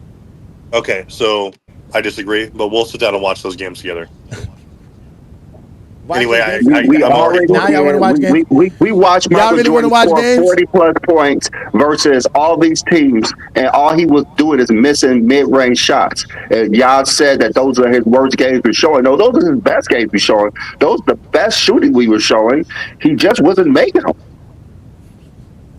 It's a myth that Michael Jordan shot like Kawhi Leonard. It's a myth. Like he shot like Shea. It's a myth. It is. Because y'all only know his highlights. Y'all didn't watch the games. I told you I watched all the games from 1988. I did like 8 or 9 games from 1988. Kept a track of all of his shots and all of the shots that he made in those games. And he was not that good from the mid-range. And those were all good games that he was having, too. Games where Jordan was scoring 50, scoring 49 points. Again, he shot 60% during those games. And like I told you, he was like shooting around 45% from three-point land. But he didn't shoot, from mid-range. But he wasn't shooting that good the whole season. So it's obviously Jordan was not sustaining a 45% mid-range shooting, nor was he sustaining a 60% field goal percentage. Okay, I'm going to watch all these games and come back to expose your bullshit. Oh, we literally watched 5 of his best games of all time. And just 5 games? Yeah, we literally, his best games. We literally was sitting there watching him miss so many shots, and y'all was saying that I picked his worst games. No, I'm going to watch the three-peat years. First one. I'm going to do it. The three-peat years? Mm-hmm. I'm going to dig up every game that I can, and it'll be a project. It'll be good. Please do that, because when I did my research of Michael Jordan shooting these shots that y'all love to talk about, right? Let me go ahead and bring this up and get this out of the way so we can bring this up. So as we can see here, Jordan shooting outside of 15 feet was like 47%, Travis. I'm sorry, was 40%. These are where Jordan was taking shots. These are him taking shots outside of the paint. I kept a track of all the shots he took outside of the paint. That was 88, right? That was 1988. Okay. Out of what's it called? These are jump shots that he took. Again, these are all jump shots as well. So his total field goal percentage was 46% in these games from all the jump shots that he took. Okay. So, again, this is not really the years I'm concerned about when he was still developing. But that's what we're talking about, though. But we're saying for his career, obviously you have to add this, though, Travis. You can't just take Michael Jordan from 1991 on and say, well, damn, he was a great mid-range shooter. If that's the case, I can take LeBron James from 2012 on and say he's a great mid-range shooter. No, that's exactly what Brandon did, LeBron James shoots well better than 38% since 2012. Way better than that. Yeah, and like you guys were talking about just like 3 years when they started tracking him. I'm saying, that's like somebody taking Giannis's years this year and saying because Giannis shoots 46% from mid range this year, he's a good mid range shooter. Okay, no, you're saying that LeBron's not better for longer than Michael Jordan. So, don't that make LeBron a better shooter? But a 3-point shooter for sure. Under 16 feet, LeBron shoots better. Listen, I'm already ridiculously bored. Let's move on, please. Holy shit. He's mad. Yeah, look at me. Travis is mad because we are debunking and exposing the lies about Michael Jordan's mid-range jumpers. The man was never known for shooting shots until you started watching him in 1996. Because in 91, when you were 9 years old, you knew shit about mid-range shooting. So you're just saying that he was just dunking 90% of his shots and like. I didn't say 90%. I told you that they charted the records and said that 60% of his shots were dunks in 1987. 60% of his field goals made were dunks. Were dunks? Okay. Yeah, because he was known as Air Jordan. Oh my God. Nobody ever seen a guard attack the basket like Michael Jordan. All shooting guards before Michael Jordan was shooting shots outside. Jordan was different, meaning he wasn't shooting from the outside like these other guys were. Mm-hmm. He wasn't Sam Jones. He wasn't Adrian Dantley and them just shooting a bunch of mid-range jumpers. He was actually going to the rim because no one could stay in front of Jordan. And then when he got into the air, it was a problem because he would dunk over you or do some crazy, miraculous underhand shot. Yeah. So Ajani, for the numbers we have, what is Michael Jordan's mid-range shooting? For his career? For the ones that we do have? Yeah, 44.5%. 44%. 40. So if we include his whole career, where would you believe it would be at? Somewhere close to what Kobe's is, around 40 or 39%. Kobe's at 40% shooting. Okay, what is LeBron since 2012? Oh shit. I don't have those numbers. You don't have it? Okay. But it's more than 38. He shoots 38 for his career. Okay, so do you think it's above 40? No, it's above 40. It's like 41%. So it will probably be above Jordan? Yes. Okay, that's what I figured. So yes. LeBron's a better shooter than Michael Jordan, like we've been saying for years. I mean, I don't know why this is an argument. I've done plenty of shows on this before. Like this idea that Jordan could just shoot the basketball, and then they want to use his field goal percentage on top of that. After y'all tell us LeBron James' field goal percentage don't make him better than Jordan shooting wise, is hilarious. Completely hilarious. Well, you could probably use true shooting percentage, right? Is LeBron better than true shooting percentage? We already know LeBron's better true shooting percentage. He is? What about expected field goal percentage? Is LeBron better there? LeBron's also better there as well, yes. Oh. Yes, LeBron's also better there as well. Again, I don't know why we have. I'll look those years up and get back to you because I think that you're completely full of shit. Well, yes. we all know half the time the Giants full of shit. So Travis, come in debunk this next week. Come in debunk Johnny being full of shit because that's all I hear every week about how Johnny's full of shit. So it's par for the course, right? Like he was bullshit about AD. Thousands of comments saying how much full of shit he is. So. Damn, y'all just be hating on the Haitian, bro. Just be hating. I mean, that's what they be saying about you in the comments. I be reading them. They be talking shit about you all the time. They be really talking shit about me all the time. But you know what, Travis? Since you want to be so happily, I mean, you really just be doing this to yourself. I didn't ask for this. I didn't want this, but I got this, and I am here for you, motherfuckers. I really am. So this is what we're going to do because Travis wants to end the conversation. We're going to end this conversation. And what we're going to do is we're going to see all of these Zesty Jeffries in the comments. What do you say they at, Brandon? Can we bring up some of their comments while we show Travis the excellence of Michael Jordan's mid-range shooting throughout the 80s and the 90s? They are all spread over TikTok, Instagram, YouTube, Facebook. There are thousands of them every day. And it's so sad too because they don't call me out particularly. They try to lump me up and say GOAT James Kingdom, and I keep telling them I'm A Johnny. I'm by myself right here, right? I got my partner with me, but as y'all can see, my partner doesn't agree with everything that I say. He doesn't agree with everything, but he does agree on this one. Jordan was not a great mid-range shooter. He was nowhere near a great mid-range shooter, and we're gonna keep showing y'all why he wasn't. Boy, these Knicks play defense inside your jersey. Chicago starting the offense again with 10 seconds on the clock. 7. Air ball by Jordan. Oh! Vincent comes left, plays it left corner to Jordan. Michael fires, missing. To right. He's up top, double pumps, right side of Paxson. They look in, back to Jordan. Turn, eating on him, close up the three. This one is 6. Now we got Jordan with the ball in the attack. Why are you so silent? That's a beautiful mid-range shot. It looks good. It looks good. Here we go. Here we go. Oh. Damn.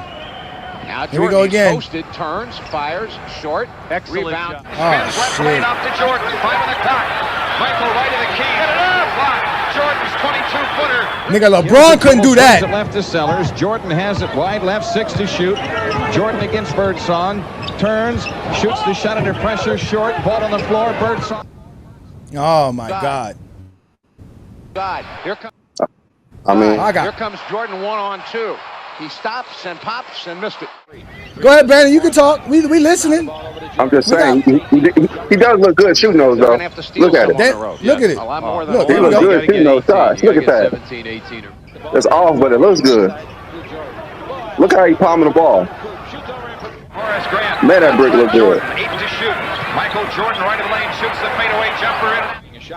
That fadeaway brick look good. 6 to score. 3 minutes gone. 9 to go. Jordan's got it. His 4th shot of the game. No good from 20. Yeah, that's a nice looking elbow. Left side Jordan. Outside jumper short. Rebound. Sam top of the key. Picks it up. Plays it into Jordan. Low right. Turnaround jumper. Rimming. No. Rebound. Oakley's. Alan Level also in the ball game, and he's had a good game as a Look, player. Look. Leaving Jordan open. Take that brick. He'll be guarded by Hanson. He probably made the next one then. To Michael Jordan. What a quick move. Turn to the right. The jumper no good. Sellers out in front, the 7-footer from Ohio. A little bit short. The MVP of the NIT tournament. Here's Jordan, a 20-footer over Scott. It's fine. I think he looked good shooting those bricks. Oh, I got more. Bulls inbound to Jordan, right baseline shot, Mayor ball, Sellers. Season right now. Save you some time, Travis. Oakley, Charles holds her high. Swing it back to Michael Jordan, angle right. Go to the base. Jump it for 15 over Hanson. It's in and What out a the rebound. stupid collage. Parrish has him in the switch. Shot pocket 6. Long outside jumper. Michael Jordan rims high. Like, you think this proves something, it really doesn't. But did he miss some shots during random games? Low right Jordan against Dennis Johnson. Michael fakes fadeaway jumper. Rimming, no. You realize we couldn't have to the How many shots you think he took per game? We know exactly how many shots he took per game. So if he shot 45%, that means I should have at least half of this. I should have enough of him making these. If he was making 45% of them, he wasn't. Oh, you can definitely show. No, I can't. I'm not gonna find this. I'm not gonna have over 3-minute clips of Michael Jordan in these games making mid-range jumpers. I'm not gonna have it. Also, I'm talking about 3 years. Travis, You're if you go look up those same games that I just brought up, you're not gonna find the same amount of Michael Jordan made mid-range as you saw him missing. That film. That's just the facts. From this retard. Whatever you're saving, this will be my project, and we'll get back to you because I think you're way off. All right. With that being said, let's let some GOAT James Kingdom members up here because Travis has bowed out. He is furious. You got the Glazers. But good thing though, good thing you live in a beautiful city where you get to see the sunrise and the sunset. So anything A. Johnny says does not ruin your day like I do everybody else here in the comments because they don't got the beautiful scenery you have after you end today's show. And not to mention the Lakers might lose today, which might make another great day for you. Yeah, perfect. Let's get 5 in a row. Keep it going, boys. Let's choke out with his groin injury. We've got this. Oh my God! Is Luka not going to play either because he's a bitch too? I don't know. Luka was resting for this game because he likes to play against Kevin Durant and Booker. You know how he likes to play against Booker. You know he loves to show out when it's time for Devin Booker to get on that court. KD's going to drop 35. Let's go. Oh my God, this guy here. Yeah, you're not the locker room. You the dude that we got on film in a Versace robe in the streets. Playing what's called HOA leader, HOA president. I hadn't got to speak to you since you did that show last Sunday night. And I know all 3 of y'all was on there. I just want y'all to know that was a classic show. I mean, y'all need to make sure y'all save that show and put it up so it can never be deleted. That show I was going back and forth to watching it. I mean, it was just classic. I mean, you know something? I wish I was like painting or something while y'all had that show, because I would just cut the show on and just let it go and been able to listen to it the whole time.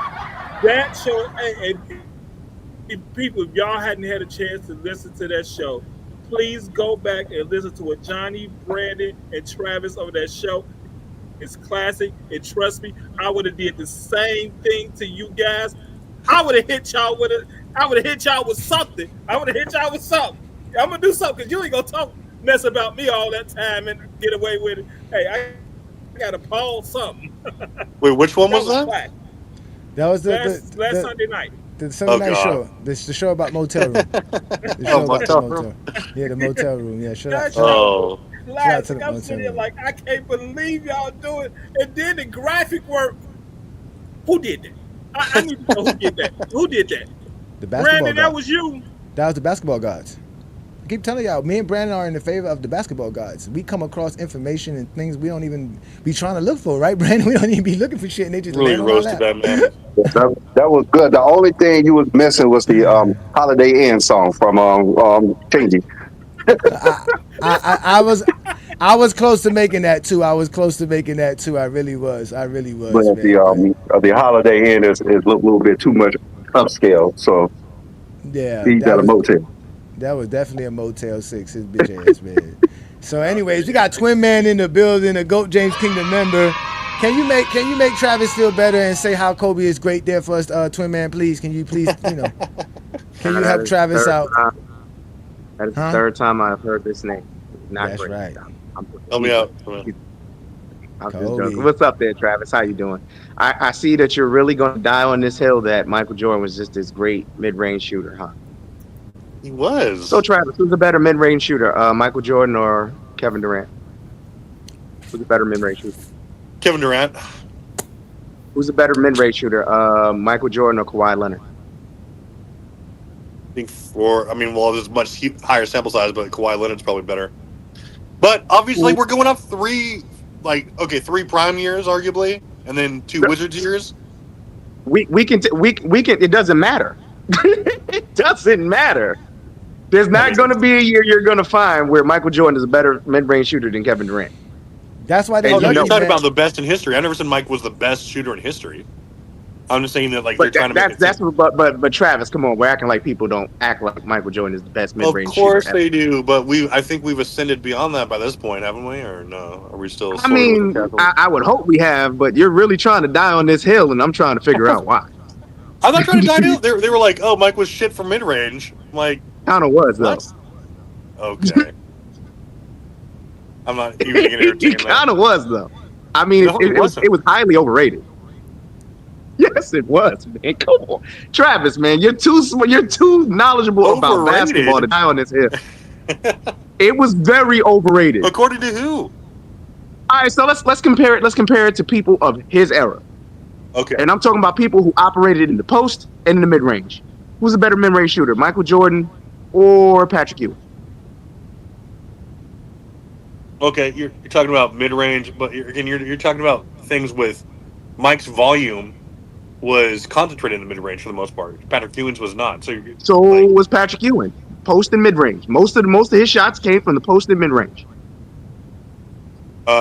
He's definitely going to be a better shooter than Patrick Ewing, but Patrick Ewing's mid range is he was a better mid range shooter than so he's a better mid range shooter than Carmelo. I'd have to look at the numbers, but Malone's main game was for the mid range. So is he a better mid range shooter than Kevin Garnett? No, let's do this. Is Tim Duncan a better mid-range shooter than Kobe? No. He shoots better from the field.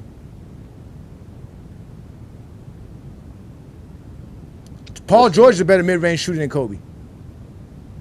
If they want to use percentage. Let me see the volume.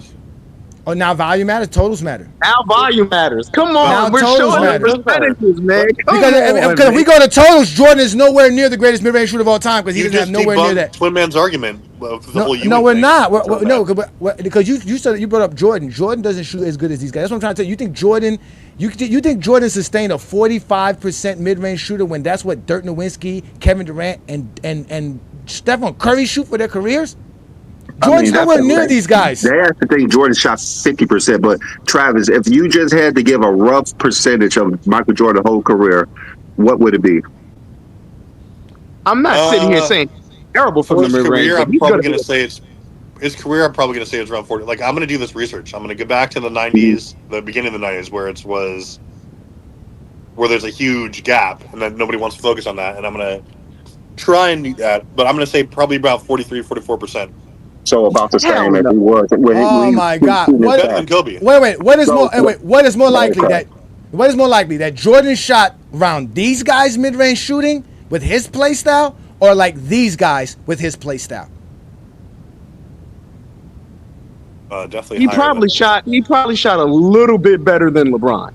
I'll say this: he probably shot 39, maybe 40. Because you guys got to look at this, right? Look at what LeBron shoots at the rim. Look at what Richardson shoots at the rim. What Iguodala shoots at the rim. What Richard Jefferson shoots at the rim. Then look at what these guys do when they're shooting at the rim. Right? Kobe was the same. So was Paul George. Paul George. They're not as good as these guys. These guys are better. 63% from Jefferson. 65, 71, 74. Okay, yeah, Jefferson 63, but yeah, Kobe's right there with them. That's what I'm trying to explain to you. But look where they shoot. They shoot around 40% from mid-range.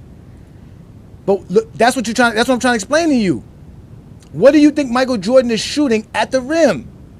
He's not going to shoot 60%. Everything in Michael is less than 60%. And that's why he shoots 44% from his career. But if Jordan is a high flyer, he's a dunker like these guys are. Guys who attack the basket and get to the rim, they don't shoot that great from the mid-range. You guys are sitting around here making it seem like Michael Jordan is this great mid-range shooter when the real mid-range shooters, I'm showing them to you. Like guys who can really shoot the mid-range. Like you guys are... And Jordan has higher field goal percentage than all of them. Except for who? Durant? LeBron? No, Jordan doesn't have none of these guys. Jordan has he is. He's higher than Kobe. He's higher than Paul George. He's higher than... But he's not higher than these guys that we all know are good mid-range shooters for sure. These are elite mid-range shooters. These are elite. They're way better than Jordan. Here goes another one. Do you think Jordan shoots better from mid-range than Carmelo Anthony? I'm not going to theorize. I'm not going to Hell no. Probably, yeah, definitely. Hell no. Come on, Travis, man. What are you? You're just basing this off of Jordan hate. That's all you're doing. No, we're basing off of the fact that Jordan wasn't a great shooter. That's where Carmelo lived. Carmelo lived in the mid-range and at the three-point line. Come on, Travis, man. Come on, man. Okay, so you're just theorizing this. We're gonna do some research and get back to you. But so what? This research is not good. This is not good. What is this? This is just hating on LeBron. This is hating. This is what you're calling this? No, there are numbers that exist for these guys. So this isn't theoretical. This is just what they did. No, what's theoretical? Jordan would never shoot 45% for his career from mid-range like Kawhi Leonard. Okay. He just can't. He just can't do it. Okay. He just can't. We're talking career. We're not talking about a season. We're not talking about a couple of games. This is what they've done for career. You think Jordan shot 44 or 45% from the mid-range for his career? I think he shot at least 43% for his career. You know what? I'm not even mad at that. Better than Kobe. It is possible, but I don't think so, bro. I don't see it. Better than Kobe. Better than all these guys here. I think it's an argument you can't have because it's no way to track it. I don't think no way to track it. That means you got to have every game possible, and like Johnny said, it's not even available. Every game isn't even available for you to track. I mean, you can guess it, but it's impossible to guess. I mean, you got right here Steph, Dirk, and KD. Those are mid. I mean, they live there. I mean, they gonna retire sitting in the mid range. They're gonna be 60 years old and be able to knock down shots from the mid range because that's what they was born to do. Shoot from the mid range. It's gonna be hard. I mean, those are elite guys right here. Steph, Dirk, KD. Those are elite mid range guys. And, I mean, I think Jordan is probably around the same as Kobe is at 40%. I think that's where he at. I mean, and I'm just guessing, but I just think that's where he at. The elite guys are the elite guys, and I think Jordan was a good mid-range shooter. I think early on he had to develop, and I mean, and it's funny because Detroit wanted him to shoot those shots. I mean, when you watch those games, those are the shots they wanted him to shoot. They didn't want him to get to the rim. So John, this is how slow people are in the chat. You got Brandon Katz down there talking about 97. You understand the numbers Johnny is showing are for these people's entire career, right? We're not talking about one season. We're talking about Kawhi Leonard, KD have shot that for their entire career. Not one damn season. Yes, you're gonna. So that means, by your logic, Giannis is a better mid-range shooter than Michael Jordan from what he's doing in the mid-range this year. We're not talking about a season.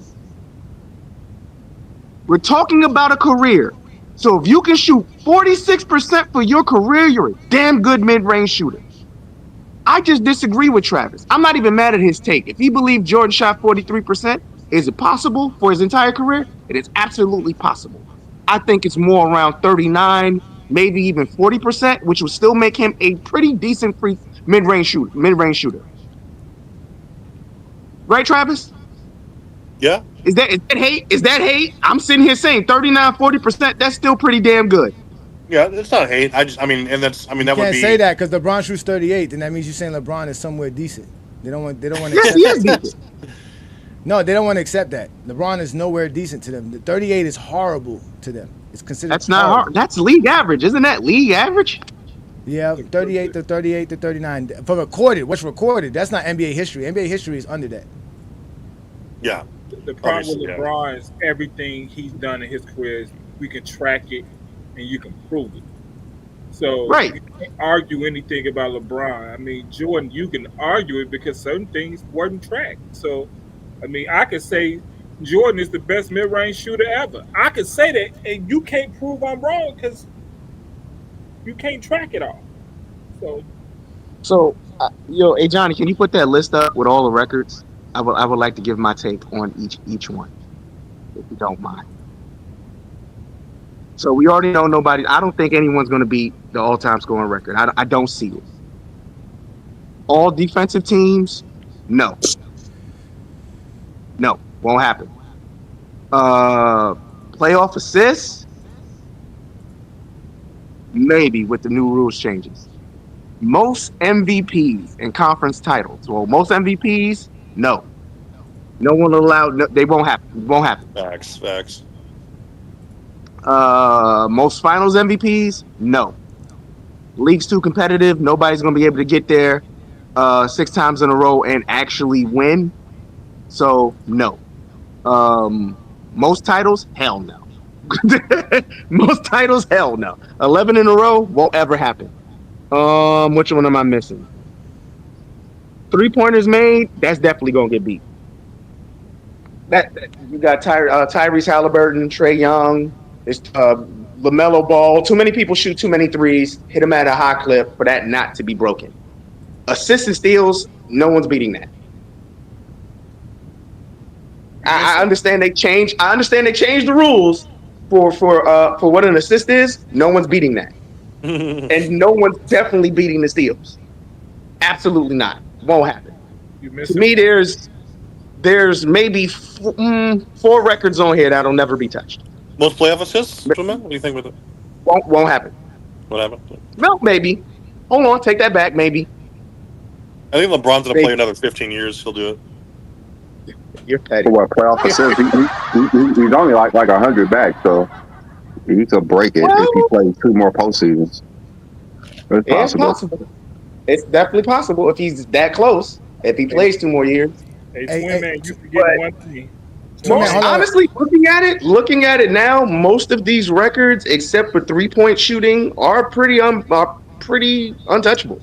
That's what I said, right? Like I said, especially the MVPs. The finals MVPs, like the only one I can, being really honest about it, looking at it, the only one on here that could possibly be broken is 3-pointers made. Everything else seems pretty untouchable. All defensive teams, I agree with John. A lot of this stuff is narrative based. The only ones you can really go get have solid numbers behind them, and who's really going to give you 20 plus years, 25 points a game? I think with the change to all defense, I think like somebody also said, Wemby might be able to if he's healthy. I don't see it. I don't see Wemby playing that long. I'm sorry. Dudes that tall really don't play that long. That's racist.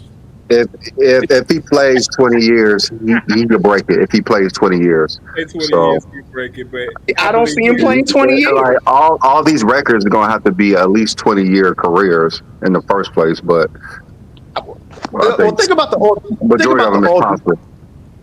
Think about the all defensive team. How many does Tim Duncan have again? Like 15 or something 15. crazy? Like, I'm not 15. I'm fucking out. 15. How many you got? He does 15. have 15? Mm-hmm. Yeah, no. No, that's not going to get that. Brandon, 11 first team, right, Brandon? No, he has like 7 or 8. 8. He has 8. First team. That's not going to get touched, bro. That's not 15 all defensive teams. It won't get touched. I believe it can. It can be. It can be. Give me a player today's NBA that can touch. I mean, if we're talking about just players today, like if we talk about 20 to 30, 40 years down the line, it's possible. We only can talk about what we see today, though. So that's what I'm saying. I'm going by. We can't say it is unbreakable in the next 20 years. Okay, but you know, Brandon, don't forget the Unbreakable. Don't forget the Unbreakable being second in 40-point games. Don't forget that one. Don't forget that one. The only one I mean, it's since 1984. What's it called? Blue Boat, give us a second. We're going to bring you up. We got some GOAT James Kingdom members that are going to come up before you. So give us a second here so we can bring all these people up. Yeah, Twin Man, you always spark up some good conversation here, Twin Man. Just to let you know, Brandon Katz said that Giannis's mid-range shooting is too little of volume, so he just cooked himself, like he always puts in the comments, which basically means Jordan's mid-range is limited as well because it is a smaller volume as well. He's sitting here and talking about volume. He literally tried to use one season, so I'm comparing the one season he's using, 97, to Giannis's season now. Dumb. I mean, you see what I'm talking about when people are just dumb and they just want to talk. You're talking about 97. If we're trying to compare 97 to Giannis now, Giannis is shooting better in the mid-range than Jordan did in 97. Right, so what are you talking about? Let's let Sturdy get his take in. Shout out to Sturdy. We haven't seen you in a while, brother. Peace and blessings. Thank you for joining us on Sunday afternoon. What you got for us for today, man? You see we talking Steph Curry's records. And all that other stuff. What you got for us? Salute everybody. It's been a moment, but been doing my thing, moving, shaking. Let's get right to it. Obviously, I think what Steph Curry did is incredible. Is only a market of his greatness and another feather in his cap, and reasons why he's the greatest shooter of all time. In my opinion, that record is possible to break primarily because just the trend and the style of play the league is going towards today. In general, you like the league on an every year basis is going up at least one 3-point attempt per game.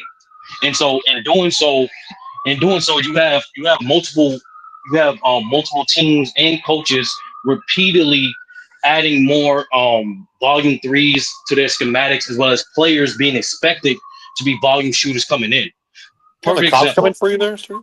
No, it just I got a loud ass TV in the back. I just got to figure this shit out. Sturdy be lying. Sturdy be in the trap, y'all. Don't let Sturdy lie to y'all. He be in the trap, man. Calling GOAT James Kingdom on the streets over there, man. Sturdy over there moving chickens. Sturdy, you the kingpin of crime, bro? Sturdy's moving bricks. You just said he was moving chickens. Yeah, that's racist. That's racist, man. That's racist. Hey, y'all won't be paying attention to words, bro. I'm a great listener. No. Hey, go ahead, Sturdy. Go ahead, Sturdy. We just fucking with you, Sturdy. We just fucking with you. Go ahead, Sturdy. But no, I'm shaking the moving shit. But like, no, I think someone has a good chance to break Steph Curry's record. we haven't seen this player yet, and it's only because the general trend in the league is going today. A lot of people forget that when Steph Curry got in the league, he wasn't asked to be that much of a high volume shooter because at that time the league was a little more slowed down, and they expected him to run more pick and roll, i.e. with Mark Jackson. And on top of that, he got hurt. I believe his third year. It's either second or third year that he got a major ankle injury. So you have to say for a guy like Ant, right? A guy like Ant is already at 1,000 threes, and 3-point shooting is not even his go-to method of scoring. So imagine the next generation of guys who come in where that is their go-to aspect of scoring, and you're coming to a league where not only the game allows you the freedom to shoot that many threes, but coaches are expecting you to shoot that many threes. And so I think that record of his, wherever number he finished with, it's not going to be obviously going to be like, in my opinion, he's going to finish around like maybe 4,900 threes maybe. But wherever number he finished with, I think that number is catchable primarily because the trend of which the league is going towards. I completely disagree with Twin Man. Yes, Wemby has a phenomenal chance and getting 15 all defensive teams. We literally seen the worst version of Wemby last year, and he ended up on all defensive teams. And now the fact that it's positionless, yeah, all he needs to do is play like 17 years. He's going to get it. Yeah, 17 years is a lot, Sturdy. You said only 17 years? And part of that, yes, obviously. He said that like that. No. To King John's point, obviously that's a lot of luck that go with it. But also another thing that people don't want to talk about is work ethic. Another thing outside of Wemby's talent that they can talk about a lot is his work ethic. He does yoga. He's paid. He has a lot of attention to his diet, and most importantly, he's been having professional trainers around him since he was 12 years old. So those aspects is going to help his career be great and prolong his career even longer, as we all know. So that's why, in my opinion, he has a great chance of catching not only Tim Duncan's record, but also Akeem's record. What, the 3,800 blocks? No, yeah. Wow. He might definitely win like the most block totals.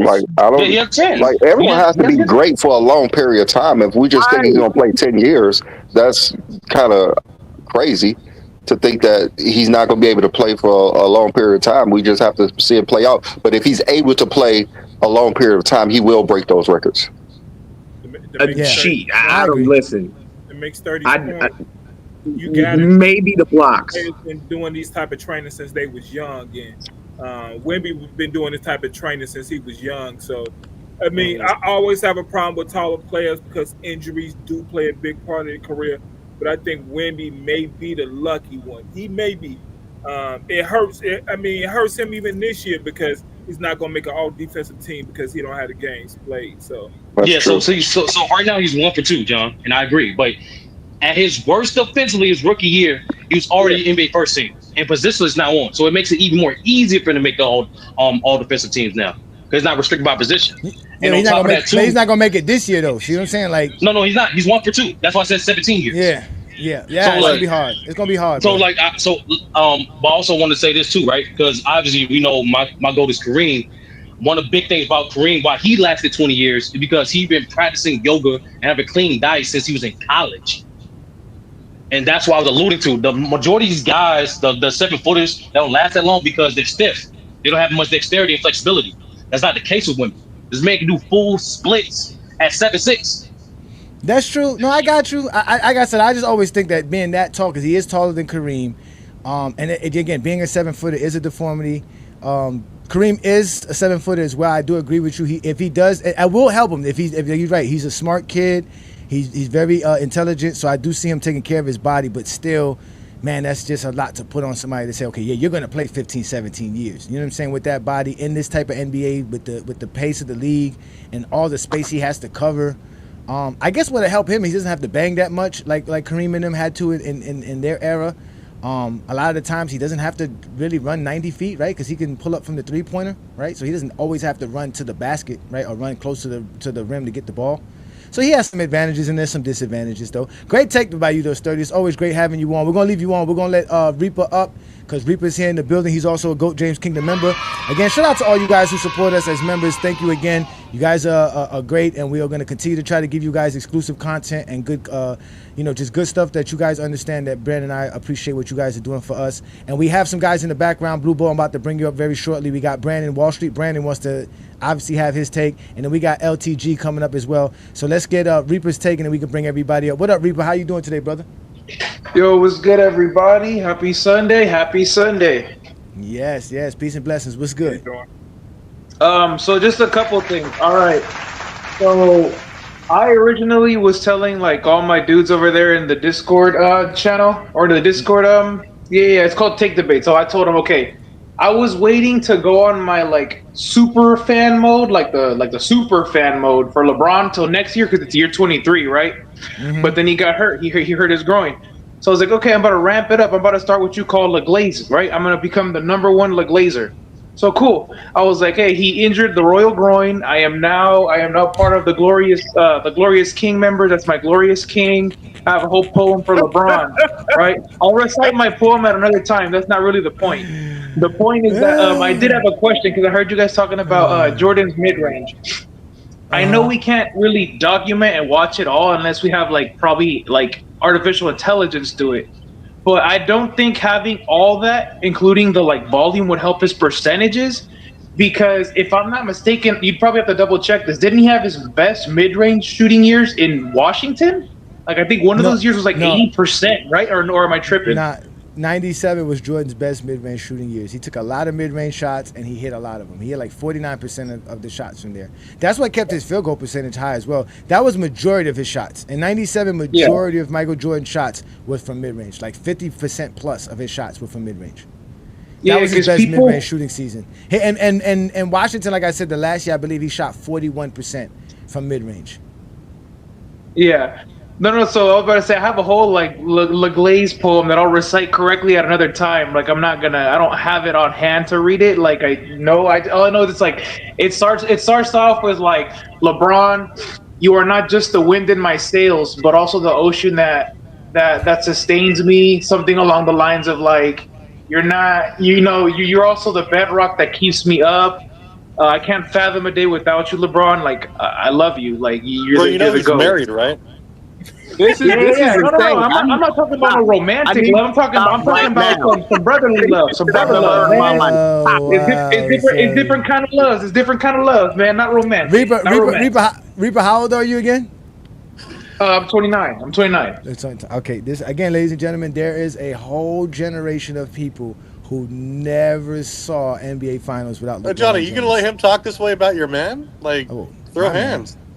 I'm married. I got a beautiful wife. The fuck you talking about? I don't know what you talking about. No. Yeah, we're both. This is what y'all upset about, that LeBron has. Yeah, you guys upset that LeBron has fans. I've heard words from Zesty Jeffries.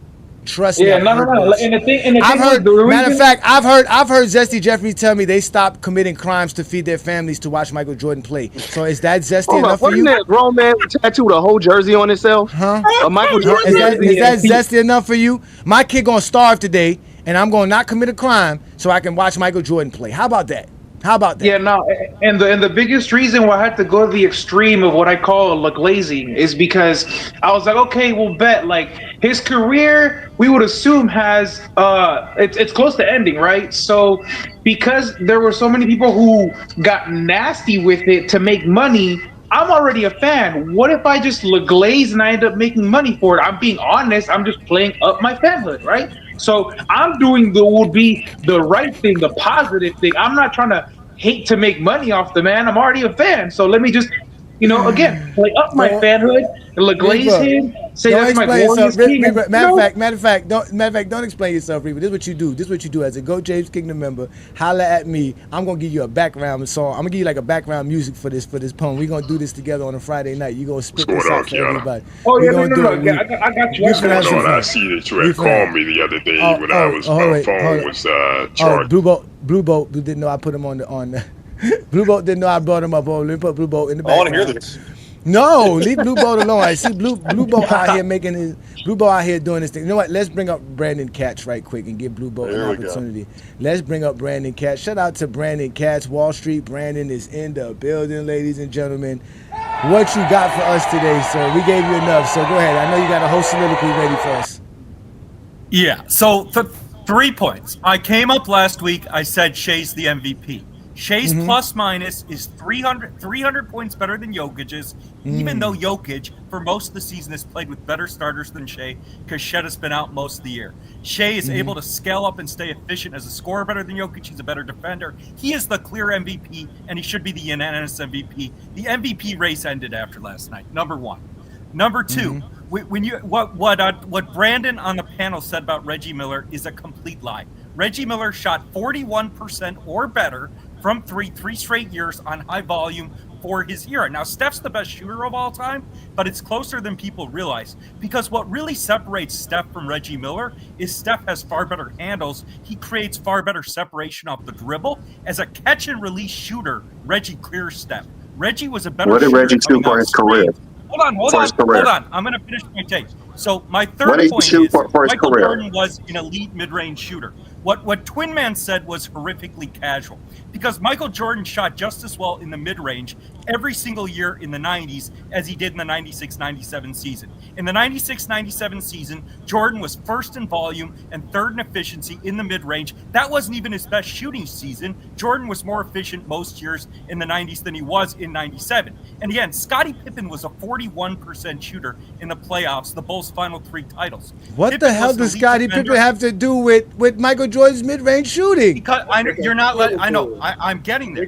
Let me finish. What I'm saying is Scottie Pippen was not a consistent scorer the Bulls' last What does that have to do with Michael Jordan's mid-range? He's not a Bulls fan. I'm getting to that. Let me finish. What I'm saying is Scottie Pippen shot 41% in the playoffs, the Bulls' final 3 title runs. So Jordan had to carry offensively, and most of what Jordan did was with his shooting. Jordan was an elite mid-range shooter every single year in the 90s, and Michael Jordan's shooting never cost the Bulls a series. LeBron, that's a lie. To shoot, I'm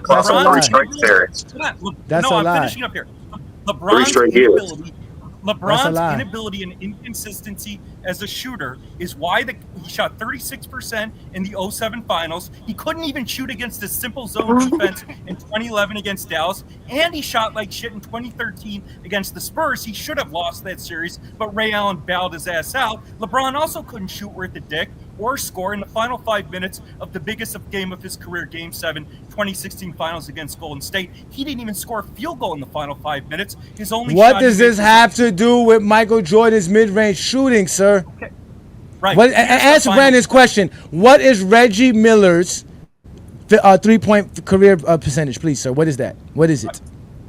No, so that's misleading because Reggie played. What is this for his career? What is his career? That wasn't my argument.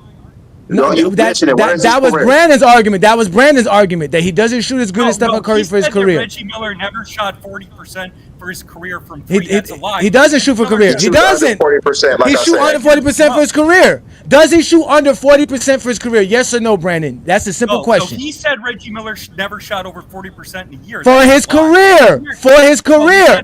What is it for his career? Not per year. Career means your entire career. We don't do per season. It's by career. What is Reggie Miller's career 3-point field goal percentage? Is it under 40%? Yes or no, Brandon? Okay, Reggie shot over 40% for a year, but he is below 40%.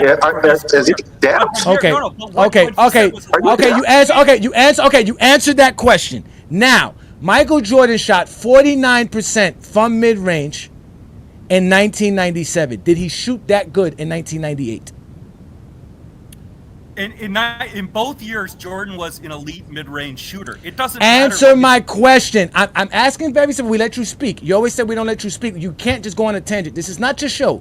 And you're always going to say, I can do what I want. You don't get to do what you want in GOAT James Kingdom. I'm going to ask you again. Did Jordan shoot 49% or as good as 49% in 1998 from mid-range? Okay. In 98, Jordan was not in his prime. He was 34 years old. So he was the league MVP and on the Chicago Bulls, and you said throughout the 90s his was elite. Muting me like a clown. That's like a 4-year-old. I can mute you. This is my show, and I will continue to mute you. Don't unmute yourself. I will unmute you when you're able to speak. I'll do what I want.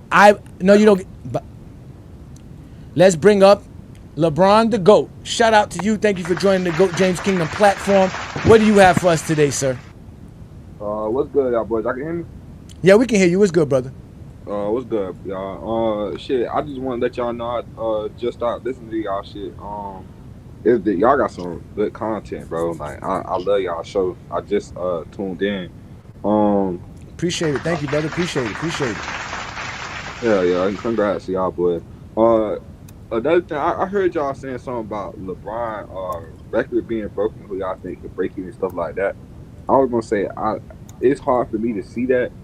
And the main reason why it's so hard for me to see somebody breaking his record is because not just his longevity, because that's a cherry on top, but people gotta understand that he was healthy, like, for his career. Like, he hasn't missed too many games.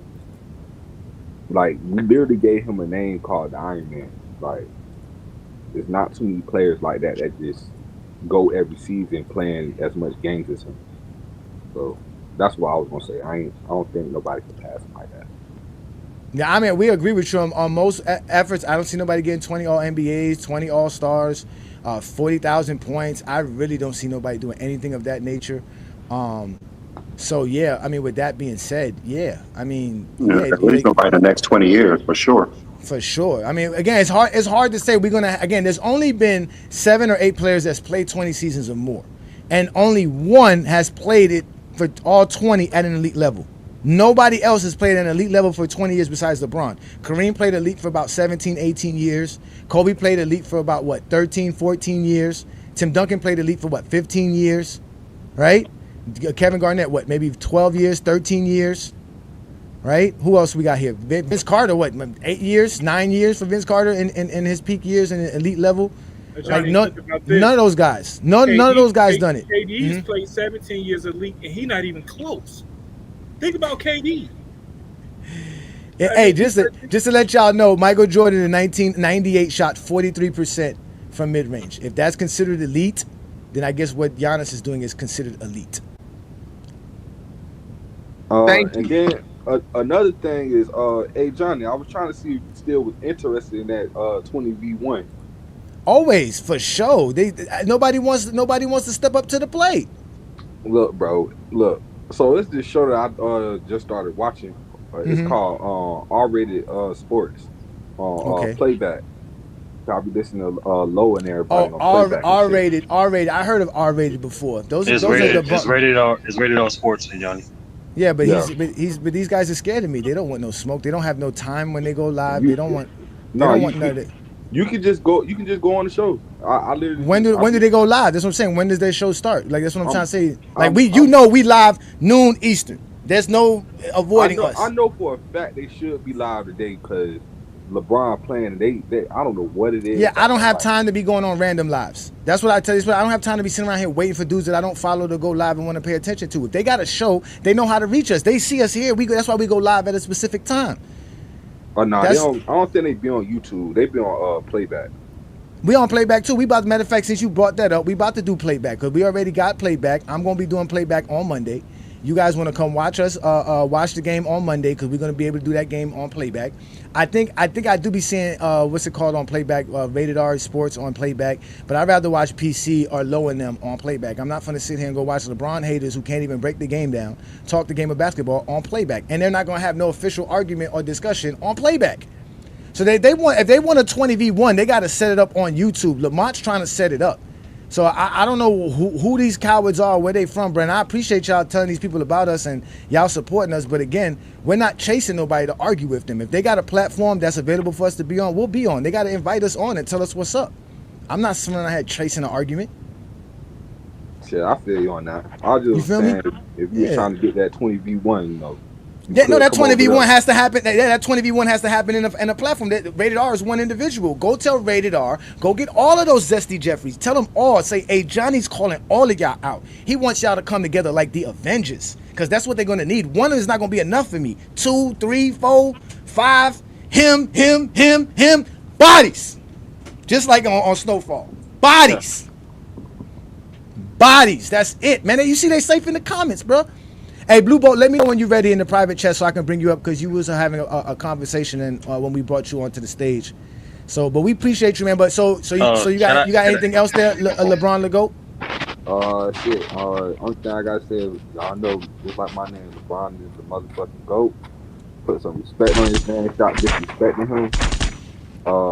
Yeah, he had times where he didn't come through, but there's a lot of players like that. And then another thing I want people to understand is you got players that has went to the playoffs numerous of times and lost in the first round, the second round, the third round. LeBron has actually made it to the championship.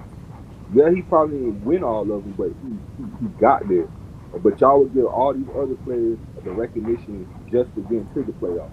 But y'all won't give him the recognition for getting to the championship, which is something that's way harder to do. I mean, winning a championship is harder than making it to the finals, but again, they got to give him credit because when they blame him for 07, well, guess what? He wasn't supposed to be in the finals in 07. They blame him for 2011. He wasn't supposed to be in the finals in 2011. They talking about him being in the 2014 finals. That the way the Heat were playing, they weren't even supposed to make the finals in 2014. People forget that. So again, at the end of the day, LeBron James has completely overachieved, and only thing they can do is bring up any negative thing about LeBron, because that's what they want to talk. But then when they start talking to me and I start talking negative about Jordan, like how he can't shoot from mid-range, they get all personal. And then they get Wall Street Brandon to be on their side. Again, if you're on Wall Street Brandon's side in any argument, you can't talk basketball. Yeah. And that's crazy because I believe SGA is the MVP, but not for his reasons. So SGA, they're most definitely the MVP. I ain't gonna lie. Me personally, bro, I'm just not like all like with this Jokic movement. Like he good, but he just I don't know. I just always look at him like he's just not all that. Like it's just I don't know. Joker just the MVP. Don't worry about it. Yeah, don't worry, man. Joker is something we ain't never gonna see in a very long time. Joker created a whole new position. You right, I give him his stripes because he's a great player. Like he's an all-time great. It's just I don't know what I see Shea doing. Like he just looked way more unstoppable to me. Like it's like you can tell you got to do way more to stop him than to stop Jokic. If you understand what I'm saying? Like with the way Shea scores, like he's a way bigger scoring threat than what Jokic would ever be. So he's better than Shea from 2 and from 3. He's a better rebounder, better passer. He's top 3 in rebounds, assists, and steals, something no one else has ever done ever. And he's a trend, like he blows Shea away in almost every advanced metric except for defensive box plus minus and overall win shares because Shea has a way better team by the numbers. Like there's no argument for Shea as the MVP other than his team is better. That's it. Well, unfortunately, Travis, that's just disingenuous, especially since the media has took over the award in 1980. There's other elements to win the MVP, as we all know this. Here's a fun fact. No, it's not bias. It's called a trend. It's called a trend, T-Perfect. So since 1980, majority MVP winners have been top 2 in their conference. I think it's like 85%. It could be higher. That's a trend of an indicator. We all know, like you mentioned before, the narrative, because the media is a business, they have to sell storylines. So the narrative is more beneficial to a guy like Shea because of expectations. No one expected OKC to win at this rate. Number 2, no one expected OKC to have the top 3 or top 4 most games missing with their players. Chet missed games, Hartenstein missed games, Alex Caruso missed games. That is favorable to what OKC is doing. And so SGA is having a historic season in his own right. His team is winning by any other metric. He has favorable narratives in his own favor. Yes, by the common trend that's been going on the last 40 years. Yeah, like Trey's more deserving to get MVP this year. So do you believe the MVP is decided before the season starts? Absolutely not, because we all know circumstances happen within. Heard everything you just said. We literally just heard it. Yes. No, it's not. Everything I just said, King John, that was not predetermined before the season. Chet, Hartenstein, Alex Caruso missing games, that's not predetermined. The expectations of OKC winning like damn near 68-7 games this year, that was not expectation before the season started. And then not only that, like they on a 2-year base doing the betting edge. They did this shit all last year, and then. But I mean, are you wrong either way though? Let's be honest. I know y'all making a big deal over this MVP race because y'all love to argue. Is any one of y'all wrong? If Joker win it, you're not wrong. If SGA win it, they're not wrong. Sorry, the problem is what Travis pointed out earlier. There is no indicator of a criteria. So you can swing the winning is a part of it though. Like, as you stated though, winning has always been a part of the criteria. But winning has always been a part of it. For example, especially since the media took over, on a season by season basis, the narrative has the biggest pendulum swing. I do agree with that. Because that's the business of it. They gotta sell storylines. Go ahead. Real quick, Sturdy, real quick. We can't overlook what Johnny said. For I'm not gonna say decades, but for years, it was always the best player on the best team with the best record. That's how it normally went. That is true. That's how it normally went. It just started getting real wonky. Like, I'm sorry, like Russ got one, and it just started getting real weird. Well, why is it Donovan Mitchell? But Russ got one because he did something historic. It's because he did something historic. Donovan Mitchell's the best. No, Donovan Mitchell's averaging 22. No, Donovan Mitchell's averaging 22 points per game. 22 points per game. You still have to have the stats to go with it. You still have to have the stats. The only person that won the MVP that wasn't dominant statistically was Steve Nash, and those we call anomalies. That was dominant statistically. He was averaging 10, 12 assists. That's dominance. Yeah, he was. 15 changed the team around. In contract, I'm gonna send you the list. I'm seeing the list, Johnny, of the basic box scores of MVP winners. It's not as dynamic as some of the other award winners. That's what I'm saying. I think Twin Man was on the right path, like what they used to do before the best player on the best team, and that narrative changed once Jordan was always the best player on the best team, so they had to look for something else. Then that started with LeBron, like you have to look for something else. We can't keep giving it to the same player. And when Jokic came into this season, he was already in second or third place because they were looking to put someone ahead of him because they could not keep giving him the MVP. So.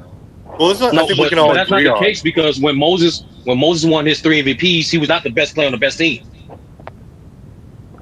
Hold on. Well, he was the best player in '83. He was the best player. No, '83, but like 2 out of his 3, like literally like 2 out of his 3. He got one as a 500 record, I believe. Yeah, no, I know that. That he got one in '79. He got one in '82 and '83. Yeah, 2 out of his 3 for the media. Like one of them, he was not the best player on the best team, and that was there's other MVP too. Bob McAdoo, but like there's other no, that's not the case. Gilbert Arenas says here, shout out to Gil. He says here, another MVP, and they will have to have a real conversation about Joker being top 10. They fear change, so they will find an excuse and give it to Shea and pretend. Yeah, just like I said. It was his stats. Jokic literally came in the league into the season, the last 2 seasons, as second or third place because they didn't want to give him another one. No, MVPs helps your case in top 10, but it's not even the biggest factor for top 10. No, you have 4 MVPs. You have 4 MVPs. How can you not be in the top 10? Dude, Moses have 3 MVPs, and he's not in the consistent top 10. No, that's 3 though. That's 3. That's 3. That's 3. Impressive though. You can't say 4 MVPs is your 4 MVPs is LeBron. It's LeBron, Wilt, Mike, Russell, Kareem. That's it. Yeah. Like so, you're putting him in. And then to give him what 3 and 4 years or 4 and 5 years? That's only LeBron and Bill Russell. Yeah, because Will Chamberlain, because Kareem had 2 years in between his. He didn't did 4 and 5 years. No, I'm saying MVP. My point is MVP is not the biggest criteria to make the top 10. Otherwise, people would be pushing for Shaq. It is to the media. It is to the media. It is to the media. Saying, to have 4 league MVPs. Why is more than half of the top 10, a consistent top 10, have less than 2 MVPs? Who's that? Kobe, Shaq, Hakeem, Duncan. All the guys got 2 MVPs or less. Kobe's not. And that's why you have to push Jokic into the top 10 because of that. Kobe not top 10. No, but B-Lee, that's why I mentioned Moses. Consensus top 10. Moses is not in consistent top 10, even with 3. Nah, I ain't gonna lie, y'all tripping. Kobe most definitely a top 10 player. Come on now. Still about the Twin Man. He's not consensus. Shit. There we go. He is. Hey Johnny, I looked it up recently. He is consensus. Yeah, if Jokic has 4 MVPs and 2 Finals MVPs, he's going to be in that top 10. B-Lee. Oh wait a minute. The top 10 list that he's Jeffrey. Kobe's top 10 to explain how Kobe's top 10. You talking to me? I want him to explain that. Okay. Everybody stop. Whoever just sat here and said Kobe's top 10, explain to me Kobe's top 10. You said that's Kobe you, LeBron. is top Go ahead. 10. What the fuck are we talking about? Go ahead, explain it. Explain it. This nigga got scoring titles. This nigga got multiple defensive. Scoring titles don't make you top 10. This nigga let him answer. Let him answer to him. Let him answer. You gotta let him answer to him, man. Stop. Let him answer. Go ahead. We listening. Go ahead, brother. I was saying, nigga got an MVP. Like what are we saying? He got 5 rings. Like, we could go down a whole list of Kobe. Like where do you have Kobe? Where do you have Kobe at? Where do you have Kobe? On Kobe, it's his efficiency. It wasn't like as high as I thought it would have been. Like when I had looked into his shit, but we not gonna sit and act like he's not no all-time great. Like that's the top 10. We didn't say he's not all-time great. We didn't say all-time great. All right, where do you have Kobe ranked, LeBron to go? Where do you have him ranked at? On my list, Kobe like 10 on my list. He's 10th. Yeah. Okay, so all right, so you made him 10th. That's what I'm saying. That I know a lot of people who don't have Kobe top 10. So and when the Zesty Jeffrey circulate that top 10 list from all the different networks and sporting shows like CBS and Fox and ESPN, only like 2 of them had Kobe in the top 10. Now, mind you, that was in 2016 and 14. But the recent list. The one I have is not for 2016, 2014. It's more from like 2018, 2019. This was before his death. Isn't the last one has him at like 9 or 10? Yeah, I'm telling you, since especially since 2020, majority of media sports outlet got him consensus top 10. Yeah, he's in the top like 9 or 10. But the reason Kobe is top 10 because of what he's like. He's what all NBA, all defensive 10 times each. You know, he has those finals MVPs, he has titles, MVPs, 30,000 points, so he should be in the top 10. Look, when you have a Kobe hater like Twin Man, here's what you say. Why he's been top 10. I am not a Kobe hater. Hey, if it walks like a duck, quack like a duck. But listen. Let's make something clear. It is not hate to say Kobe's not in the top 10. There's people in the NBA with better resumes than his. And y'all know it. So the senior to stop. Twin Man, you are the candy man when it comes to Kobe, bro. Like they say his name. Goddamn right I am. Twin Man, who is 9 and 10 for you in the top 10? Who's 9 and 10? You're not telling me Kobe's better than Larry. He's not. Larry Bird and who else? Better. Yeah, who else? Larry Bird and who else? Who's 10? My bottom half of my top 10. Yeah, who's like 9 and 10 at the bottom? 9 and 10. 9 and 10 is Magic and Bird for me. Magic and Bird? Well, who is your? I mean, what? I got Kobe ahead of him. I got Kobe ahead of him. You got Magic that low? Yes, I have Magic that low. I got Magic like 9. Who's 1 through 8? Dang. I ain't gonna so lie. My top 5 is LeBron. I ain't even gonna lie, to be real, Curry passed Magic on my list. If you ask me. Oh my top 5 is LeBron, Kareem, Wilt, Jordan, Tim Duncan.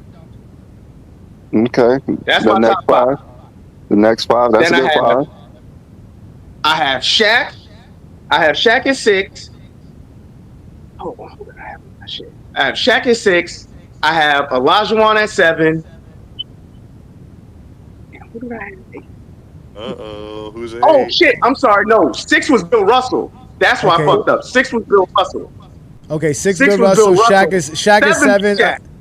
Then Bird and Magic. Hakeem, then Bird, then Magic. Wait, I got Kobe over Bird and Shaq Hakeem. is on your top 10. How does Kobe not? Does he have a better record or resume than Shaq? No, he doesn't. Well, Kobe doesn't have a. I feel how Travis say that, but Kobe definitely has a better resume than Hakeem. Man, I ain't gonna say that. Yeah, he has a better resume than Hakeem. Is more all defensive teams. Almost defensive, all NBA. Actually, yeah, I'm tripping. They both have an MVP. I'm thinking of Kobe. I'm tripping. He has more points. Same amount of final MVPs. It's not 30,000 How is it not a better resume than Shaq? Make it make sense. Oh, for me, at least I rank resumes. I've better longevity. Just same longevity. More productive, more impactful, and just as good in the playoffs. Actually, slightly better. Shaq had a better peak than Kobe, but that's it. I say peak. So quiet. Did somebody cut his vocal cord? Who? What man? He got real quiet. Somebody cut his vocal cord. No, he's just on mute. Shaq has one more Finals MVP than Kobe. Hey, Mingo Jester, calling you out today, man. Shout out to Mingo Jester. I'm listening right now. I'm listening. Resume than a few of those players. Before we let y'all go, because y'all love to talk this Kobe talk. Let's let Lee in. Hold on, wait. Blue Boat, are you available? You ready to talk, Blue Boat? I don't think Blue Boat's ready. You might. Yeah, no, it's all right. Yeah, he been there for a minute. Shout out to Blue Boat, man. Let me. Hold on. Blue Boat, are you available? You ready to talk? He might be. He might be. Yeah, he been there for a minute. Yeah, no, it's all right. Yeah, he been there for a minute. Shout out to Blue Boat, man. Let me. Yeah, he been there for a minute. Shout out to Blue Boat, man. Let me. Let's get this going here, man. Shout out to y'all, man. Again, welcome to the GOAT James Kingdom channel, ladies and gentlemen. This is the GOAT James Kingdom show with B. Lee and A. Johnny. We do this every Sunday. We were talking stuff on Curry's record, but obviously we always tailor off to LeBron, Kobe, and Michael Jordan. So let's let Lee get in here. Shout out to Lee. Thank you for joining us. What do you got for today's topic, sir? Hey, Johnny. This is my first time on the show. Shout out to you. Shout out to B. Lee. Hello, everyone. Sturdy and I are real cool. So I've listened to this topic at nauseum for years. Me personally, I don't have a GOAT list anymore or a top 10 list anymore. I don't even have a GOAT basketball per se anymore. I think it's just too many different eras, too many different rules. Situational basketball was different. Scheming was different. No, you have to have a GOAT. You have to have a GOAT. Do I have to? No, you don't.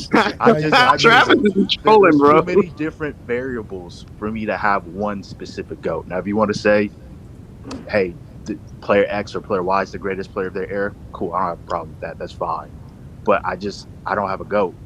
Now, in reference to LeBron and MJ and Kobe, which somehow that always comes back to being the center of the discussion. Me personally, to me, LeBron's a better basketball player than both. But at the same time, I still don't have a GOAT.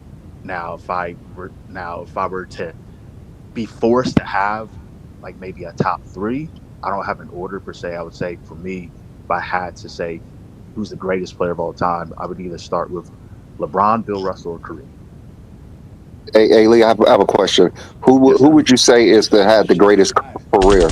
Like, if you just talk about the greatest career, this is the greatest we ever seen. Who would that be? That's a good question, but I want to be honest, but at the same time, it kind of ties into who's the GOAT. So I don't have an answer. Not necessarily. Most people don't consider the greatest career to be the GOAT. Like, that's true. Most don't consider the career as they think the greatest is like the best player. Yeah. Okay, that's fair. Then I would say it goes back to those 3 that I mentioned.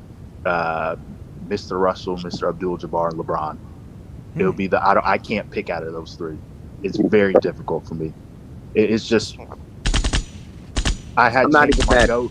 I had changed my GOAT. You said what, Twin?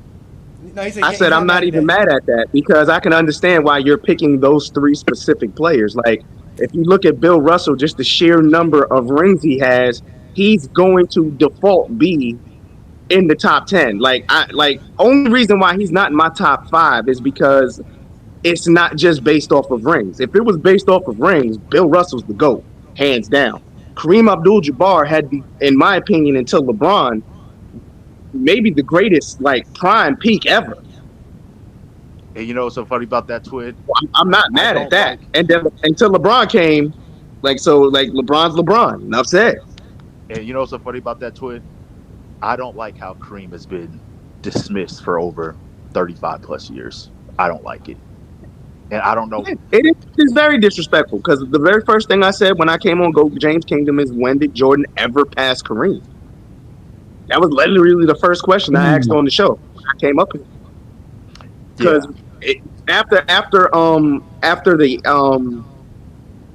after Bill Russell, because Wilt Chamberlain was, I don't think they really considered Wilt the GOAT really, but it was always an argument from my understanding between the old head between Bill Russell, Wilt Chamberlain, and Kareem, right. And then Jordan came along, but Magic and Bird owned the 80s. Well, right. Magic, Bird, and Isaiah owned the 80s. So it was like Jordan really wasn't relevant until the 90s. What people like to slob over is just all the stat padding he did in the 80s. Because, when you're not winning championships, it's stat padding, remember? So he did all that stat padding, and he did all that stat padding in the 80s, and everybody want to say that's the greatest thing ever. Wait, it started with Leo. It started with I have a question for everybody. But hold on, no, don't ask everybody a question. Please direct questions to Brandon and I, please. Okay. Well, okay, Johnny, I have a question for you, Brandon, and Twin. I'd like for you to answer this as well. I love Kobe. I will never sit here and diminish him as an all-time great. I think he is. But from what I've seen, on this channel specifically, shout out to Lamont, my buddy, why is it that if anybody doesn't have Kobe at a specific 1 through 5 range, they're all of a sudden a hater? I've always wanted to know that. Can I go first? Please. No, Two Man, you're gonna be long-winded. No.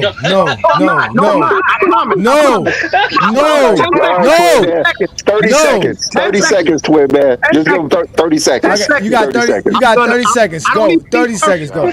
30. 10. I'm gonna tell you exactly why. Because they're all lying.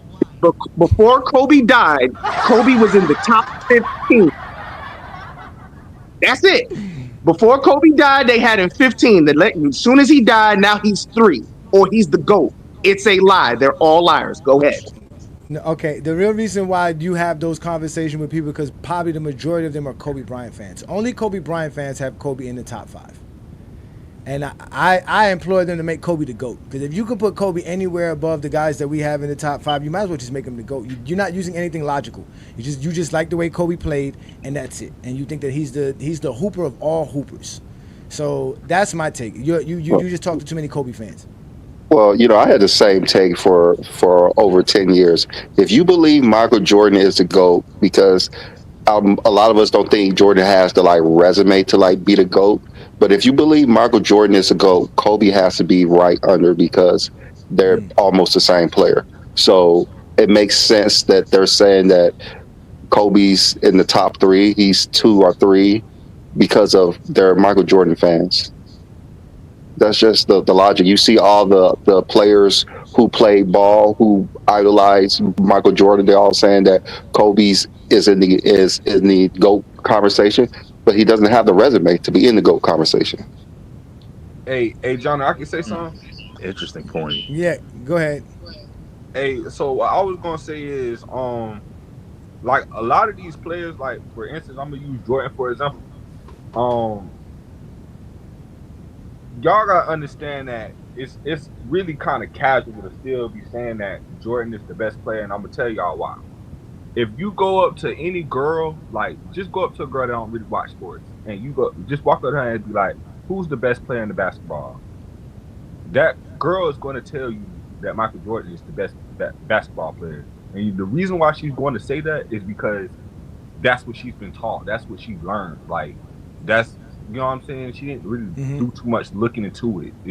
It's like it's embedded in her. It's like a religion. You know what I'm saying? If you've been taught your whole life that Christianity is the best route for you, you know what I'm saying? Can't nobody tell you once you turn 30 years old that nah, bro, you need to become a Jew. You know what I'm saying? So I'm just saying a lot of y'all really just be thinking that these players is at these great levels because that's what y'all been told. Y'all didn't actually look into these players. So my advice to y'all is just to actually look into these players, look at their stats, see who they was actually playing against, who was their competition, how was Kobe fans don't care about stats. Yeah, nobody has the time to look at stats. Kobe don't care about Kobe fans don't care about stats because none of his stats says he's great besides 33,000 points. Only LeBron fans care about stats because we bring up stats. They bring up how they look, how pleasing they are. Michael Jordan and Kobe is the best things we ever seen on the basketball court. This is when you know you're talking to a Jordan fan or a Kobe fan. Because it goes away from actually things that are measurable, and we talk about things like will to win, killer instinct, killer mentality. The last time I checked, those are not official toolbox. No, y'all being nasty. Y'all being nasty. You have to talk about the magical Kobe footwork because he can walk on the air. I'm trying to tell you, Jordan soared like an airplane. We have to talk about stupid shit. We can't talk about the game. So that's how you know you're talking to Jordan and a Kobe fan.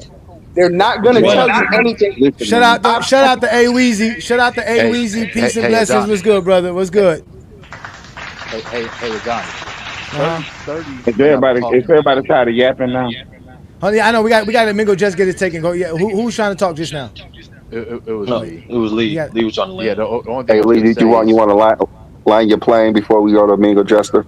Yes, I'm gonna land my plane. But it's funny what Twin just said in reference to MJ, Kobe just walking on air and all this stuff. Sturdy and I were talking a while ago. This is like a couple years ago. Maybe Sturdy doesn't remember this, but he said one of the things that I think today's fan base, just fans in general of the NBA, have a problem with is they can't differentiate what is aesthetically pleasing as opposed to just being a great basketball player. But this is still a lie. Because Jordan and Kobe are not the only aesthetically pleasing players to watch. We've seen a lot of players who are more aesthetically pleasing than play right now. Like I don't get it. But I've seen guys with way better jump shots, who with way smoother jump shot. Ray Allen's jump shot is beautiful. No, I agree with that for sure. You see what I'm saying? Like I don't want to hear that. Like that's just not. Again, these guys were raised watching Michael Jordan's last years. They were proud to wear Jordans all day. Again, these guys, a lot of these guys, man, have no life, man. They're pathetic. They have pathetic lives. Kobe was the only thing that they could attach to Michael Jordan. That's harsh, Johnny. Nah, man, they do have pathetic lives, man, because they run around here trying to tell us what's cool or not. Like, who the fuck tells you who's cool or not? Who the fuck are y'all? What if I think Kobe's jump shot is fucking corny looking? Who are you to tell me it's not? Who? I don't care. Well, that's exactly what they say about LeBron. Like he's not pleasing to watch. He's pleasing to us. They asked Byron Scott. I believe his name, Byron Scott. Yeah, he played with the Lakers, right? I always get him and Bryant. Yeah, Byron Scott. They asked him why nobody ever took the hook shot, the sky hook shot, seriously, because it was an unstoppable shot. You know what he said? People said it's just not cool. It's not cool because of Michael Jordan. It was cool to score 63 and lose. That's the point. It's cool to sit here and tell us Kareem Abdul-Jabbar never won anything outside of the first round until he got Magic Johnson as a Laker, while we all know who's 1-9 without Scottie Pippen. Right. It was aesthetically pleasing to watch Kobe shoot the ball and have the most missed field goals in NBA history till LeBron broke it. Now it's, LeBron can't shoot. He has no back. He's horrible. He has no footwork. He can't do this. He can't do that. Blah, blah, blah, blah, blah. It's all predicated on an idea that when I walked my high school hallways wearing Jordans and talked about Kobe and Mike, I was the coolest kid. When you got out of high school, that shit no longer mattered. And you're still trying to hold on to it 20 years later, 15 years later, 10 years later. It do matter still to a group of people who can't get over it. A group of motherfuckers who can't find a job and got to go commit crimes to pay their child support. That's what it don't matter to. He's gonna just be committing crimes, but nah, he ain't doing all that. But it does. Bro, like who has a better shot than Carmelo Anthony? Who looks sweeter? That's what I'm saying. Who looks sweeter doing that? I don't care what y'all tell me. Malik Monk looked just as good dunking the ball as Michael Jordan did in the 80s.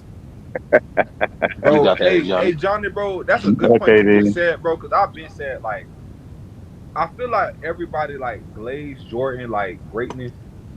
And are y'all tired of yapping yet? Y'all still ain't tired of yapping? Let's go ahead and let Bigger just to get it. Y'all still ain't tired of yapping? He's been waiting.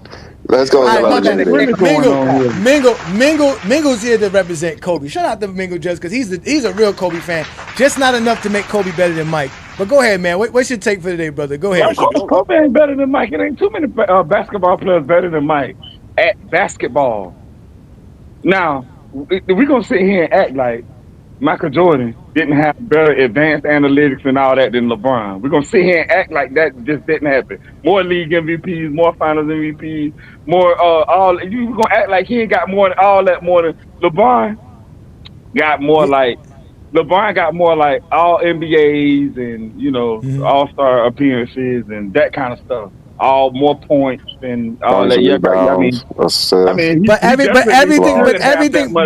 everything 6 years longer than MJ. But everything you said, why do you have Kareem better than Jordan? That's what Twin Man's saying. Then when did Jordan ever pass Kareem? Because he never had none of those over Kareem. He got more Finals MVPs than Kareem. LeBron don't have no accolades more than Jordan. None. Yes, he does. He has the most NBA awards in NBA history. By name, like the All NBAs and stuff like that. He has the most awards in NBA history.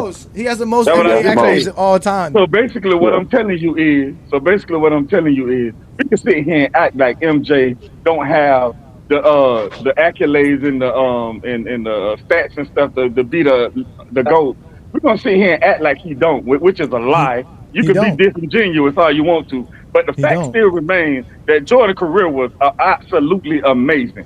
What Jordan did for 15 seasons, he played 15 seasons because you can't forget about the 2 years with the Wizards or y'all gonna have a baby. Can't forget about them 2 years, so y'all throw them years in there, and that's 15 seasons that he played. Never missed the playoffs with the Chicago Bulls. He did Washington. He never missed the playoffs with the Chicago Bulls. He did with Washington. Why did he never miss the playoffs? Let him go, man. Let's go. And all I'm gonna tell you is this, and all I'm gonna tell you is this, and I'm gonna leave it alone. But what MJ was able to do for those 15 seasons that he played, even including the Wizard years, to me, it's better than what LeBron did for these 22 seasons that he's played, for what Jordan was able to pack in those few years, those 15 few years. LeBron in his 22nd season, right now, as we talking, in his 22nd season. And don't get me wrong, LeBron has had an amazing career. I'm not taking nothing away from his career. His career is amazing.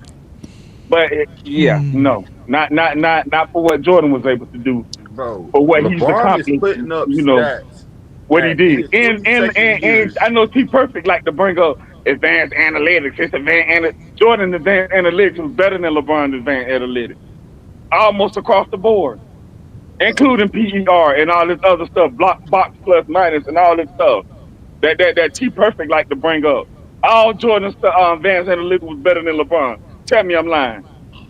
You're lying. Tell me I'm lying. No, they wasn't. I'm not lying. You could have looked it up yourself. They changed them all in 2017. That's why Jordan is Jordan advanced analytics was better. Let me ask you this. The higher PER and everything. Let me ask you this. Since you said it's all because these guys play longer than you, when did Jordan surpass Kareem again? I think to me, for one, I didn't really see Kareem's career. That's one thing about me. So I had to go back and actually watch Kareem games and the few games I could watch. And I had to go. I mean, Kareem actually won a league MVP and he didn't even make the playoffs. So I think that was like in 75, I believe, when he missed the playoffs and still won the league MVP. It took Kareem 8 seasons to get the 5 MVPs. It took Jordan 13. Say that again. Wait, what happened? It took Kareem 8 seasons to get the 5 MVPs. It took Jordan 13. Okay, what does that matter? But y'all always try to sit here and say it's about the shortest amount of time, right? Mingo? Yeah. I thought it was more this is what I'm trying to say. What I'm trying to say. Hold on, Mingo, what I'm trying to tell you is if Jordan is better than LeBron because it took him less time to do the things that LeBron's playing. Okay, Kareem surpassed Jordan. All these things, and Jordan you still put Jordan above Kareem. So why can't we put LeBron over Jordan since you put Jordan over Kareem? I get that, but what do y'all always say? It ain't just about championship. It's about the entire resume. It is about entire resume. Are you looking at it right now? Look, I am. It took Jordan 13 years to make 9 all defensive selections. It took Kareem 11. And Kareem has more all defensive selections, more all NBAs, more all stars, the same amount of championships. Of course, they're gonna have more. No, he had all this before Jordan had all these. He did all this well before Jordan. It took Jordan 13 years to get to 11 all NBAs. Kareem, it took 12 seasons. Okay. It took Kareem less seasons to surpass Jordan in all these things. Is Kareem your GOAT? He's ahead of Jordan for me. So why he not ahead of LeBron then? Because he had all that stuff over LeBron too. So why he's not the same question? He doesn't have all those stuff over LeBron. No. I'm talking about who got the faster? Who got the faster? That's your resume. I don't use the faster thing. Who got the faster? I don't use the faster thing. You use that. I don't use that. Since you're trying to make that, that's your stance. Right there. That is your argument. My argument is LeBron did more than Kareem in 22 years. It doesn't matter. That's the whole point. I use their whole resume. I don't do it. I use their whole resume. I use LeBron. No, you don't, because you said LeBron resume is too long for Jordan. No, I did not say LeBron resume was too long. That's a lie. I did not say LeBron resume was too long. That ain't what I said. Stop the cap. I said LeBron resume is great. Everything that he has accomplished in his career is great. I've never seen his resume was too And long. But he accomplished more than Jordan did. That's the point. He accomplished more than in Jordan. the amount of time that they played. See, there you go with the time. There you go with the time Yeah, stuff. But when we bring the time up, Jordan. You in less games, wouldn't that make me better than you? No. If me and you on the team, and I score more points than you in less time, wouldn't that make me a better player than you? That means Wilt Chamberlain's better than Jordan. Right. I wouldn't say that. Yes, it took Jordan more games to get to 31,000. Wait a minute. I think Kareem is not Kareem. I think Wilt is the statistical GOAT, in my opinion. When you talk about stats, that goes to Wilt. I have no art. When you talk about stats, I think Wilt should get all the But we're talking about everything. We're talking about everything. He got all that. We're talking about everything. We're talking about everything. But then that's when the resume come into play. Wilt didn't win enough. Wilt didn't win. He's like 2-4 in the finals. He didn't win enough. See, it comes full circle. It goes all the resume. He didn't win enough. Record. So when it comes full circle, it's LeBron, Ramon, James. No, that's the point. 6 in the NBA Finals. It's full circle again. Full circle. Again, full circle. Record. Huh? Stop you. Stephen A. Smith's logic and Skip Bayless's logic. No, Stephen A. Smith's logic. Is he 4-6 in the finals or not? That bullshit record was literally Stephen A. Smith's logic. Is he 4-6 in the finals or not? Yes or no? Anytime you talk, hold on, Mingo. Anytime you talk about an all-time great player, they don't sit here and say that this person's this and this in the finals. They call Magic Johnson a 5-time champion. Remember, they was out here circulating. They were out here circulating a Zesty Jeffrey post talking about all we talk about is finals losses and finals appearances. When that's all Michael Jordan fans want to talk about is finals appearances. They continue on. That's all I'm talking about. I think it's a complete resume. I don't have to say this. But if it's the career, full circle mean the entire career.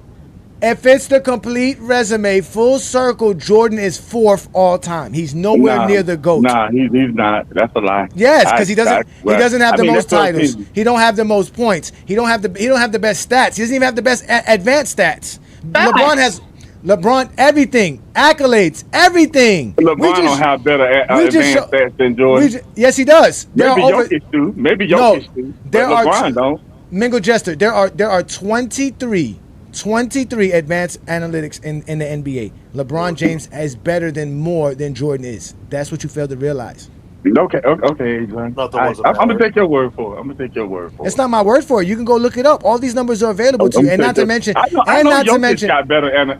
might be the analytic king. He got better analytics than pretty much everybody that you can think of. Nobody's across the board. Nobody's across the board more than LeBron. I think Jokic got the better analytics than pretty much anybody. His analytics is crazy. No, he doesn't. Huh? No, he doesn't. He just has the ones that are better than Mike's. No, he's better than one.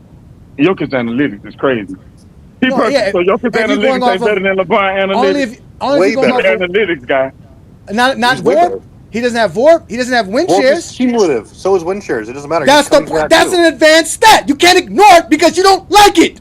It's an advanced stat. Because I'm having a very simple conversation with men who graduated high school as special ed students. Didn't I say 23 advanced analytical stats, and now you're gonna tell me I can't use it? Then I don't give a fuck about the small advanced stats, the averages. That shit means nothing. Win shares per 48 means nothing. Box plus minus means nothing. Can I just throw your shit to the side because you think what? Now I'm zesty for that? Very zesty for that. No, you're zesty for acting like a liar. Wait, what? It doesn't matter. They don't count because they don't fit Johnny's narrative. You heard it. No, it doesn't fit your narrative. You're upset that LeBron James is better in advanced analytics than Jordan. You're mad. Who's mad? You're mad. You're screaming. Because you're calling me a liar. By telling me using something I shouldn't be able to use because you don't like it. I'm using the advanced metrics that you want to use, and now it doesn't work, and now you're saying, fuck it, let's not use it. Just like you said, let's not look up Michael Jordan shots. You're going to go look it up yourself. Ow, I can't wait for you to go look up them numbers. Please go show me this Jordan mid-range shooting.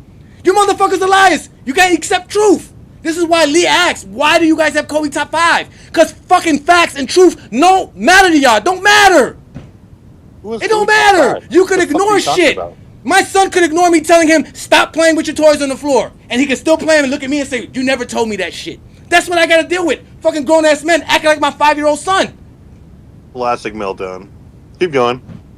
No, it ain't classic. That's a classic exposure. Because this nigga told us stop talking. He told us to stop chattering so we can continue to break down the lies that you guys continue to believe. The lies. What lies? I did not lie. Lies? It's a lie that Jordan has the best analytics. That's a fucking lie. It's a lie. Jordan does not have the best analytics. So much so, when we added Jordan's analytics in our criteria, it fucking dropped Jordan down. Of course, bro. It's our criteria. Y'all gonna come up with some kind of weird. No, because our criteria is predicated on everything. Criteria. What is Jordan first in analytics? Everybody criteria has their person at the top. No, it don't. No, it you don't. You ever notice everybody criteria has the person that they like at the top? That's a lie. You ever notice that? People, that's a lie. Because you can't make a criteria and show Jordan's the GOAT. Travis tried it, and guess who the fuck his GOAT was? Joker.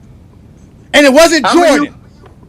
I'm gonna use the best. I'm gonna use the best example. None of you Michael Jordan fans have one criteria that can make Michael Jordan the GOAT. Not finals records. Nothing. The only thing you have is finals MVPs. And if you go by finals MVPs, you got to make LeBron James the second greatest player of all time. And most of you who have Jordan as the GOAT don't have LeBron as the second greatest player of all time. So none of y'all got a criteria that can make Michael Jordan the GOAT. It's 2 years. 2 years has passed. 700 fucking days have passed, and not one of you zesty Jeffries brought up any criteria that can make Michael Jordan the GOAT. Not one of you. That's what the consensus is, though. The consensus is Jordan number 1, LeBron number 2. That's not consensus, Bush. That's a lie. That's the consensus. Jordan number 1, LeBron number 2. That's most of what everybody says. Media glazing him, talking about he's the best. And Mingo, this is where you lie. You sat here and said that you haven't lied. You lied. That's a lie. There is something that people try to sit here and say makes Jordan the GOAT, and they try to use championships. And y'all completely overlook people like Bill Russell, who has the most rings.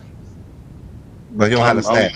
Then y'all try to sit here and say because he has one loss, he's not undefeated. Then somebody pulls out Havlicek, and y'all try to sit here and say, nah, he's not analytically sound. That's why he can't be the GOAT. So there is no criteria where you can have Jordan the GOAT. There isn't. No, it is. But like, I don't get why people just. Oh wait, Sturdy. What criteria is that, Sturdy? What criteria that we can make Jordan the GOAT? Please tell me this. I would love to hear this. No, it's like you said. It just. They don't want to. The problem is they don't want to follow through on their criteria. The criteria they make Jordan the GOAT. Like, let's for example, right? Hey Johnny, like the poster board for Zesty Jeffries. You like to say Stephen A. Smith. Stephen A. Smith has LeBron number 2 behind Jordan for some of the reasons that you just illustrated, right? He's not afraid to follow through on his criteria. That's the problem, Jay Johnny. For some strange reason, it's his consistency in the criteria. Even they just went on finals MVPs, which that is the only criteria that you can make this dude outside of like ancillary stuff like media impact and like shoes and shit like that. That's the only criteria you can do. But you just illustrated perfectly. The problem is it's not so much Jordan being the GOAT over LeBron, it's really LeBron's placement. The criteria is right there. They don't want to follow through with it. No, because it wouldn't bode well. Just like the rest of their stuff, it doesn't go right. No, I'm saying I don't get why. Like, why can't they just use the Finals MVP criteria? Just be glad with it. The chances of LeBron getting 6 Finals MVP is slim to none. Because but why is it such a disdain? That means Kobe is as great as Iguodala and Chauncey Billups. No, Kobe got more. He got 2. They got 1. Don't do that, Johnny. Don't do that. Okay, you're right. He does got 2. My bad. He does have 2. Yeah, because then that would mean Steph Curry ain't up there because he only got 1. He only got 1. No, that's my and Kevin Durant. That means Kevin Durant is good as Kobe. And they don't think that. You said it, not me. Do you guys think there's another player, Johnny, that people? That means Iguodala is dying up with Steph Curry. Johnny, do you think there's another player who people forget about? Yeah, and the name that I'm thinking of is Tim Duncan. No, he's top 5. He's top 5, top 10 for most people. No, he's top 10. He's not top 5, but he's top 10. Some people have him in top 5. He's a consensus top 10 guy. about to say, Twin Man just said he was top 5. Because a lot of people who don't consider Wilt and Bill Russell will have Tim Duncan in their top 5. No. Even with Bill and I know that's Twin Man. That's Twin Man. No. Consensus wise, even with Bill and Kareem, Bill and Wilt in the top 10, Tim Duncan gets the nod majority of the time because he's the greatest power forward of all time. That's why majority of people have him in the top 10. He's always in that lower top 10, like 8 to 10. I got him 6th. Yeah, he's always in the top 10. Like Tim Duncan always been in the top 10. I don't want to let people know that. Tim Duncan was a great player. He got 3 Finals MVPs, 2 MVPs. You got a background noise, Sturdy. Yeah, I don't know why it does that. So a couple years ago. That was me. So, but before I changed my entire tune on the GOAT list, I did have a top 10 like 3 years ago. And so I can get Ethan for it. I'll share it. So before I changed my tune on the GOAT list, it was for me 3 years ago. It was LeBron 1, Kareem 2, MJ 3, Bill Russell 4. 5, I had who did I have 5? Oh, I had Tim Duncan 5, Shaq 6, Hakeem 7, Oscar Robertson 8. I had Magic at 9. I had Larry Bird at 9. I had Magic at 10. Wow. That was my list 3 years ago. That's not my list now. Again, I don't have a list, but that was my list 3 years ago. And your criteria is predicated on careers? So at the time, I think it was careers and a few other factors, but I think career was the main thing at that time. Okay, kind of makes sense if you go by careers. It does. I mean, Kobe should be up there somewhere.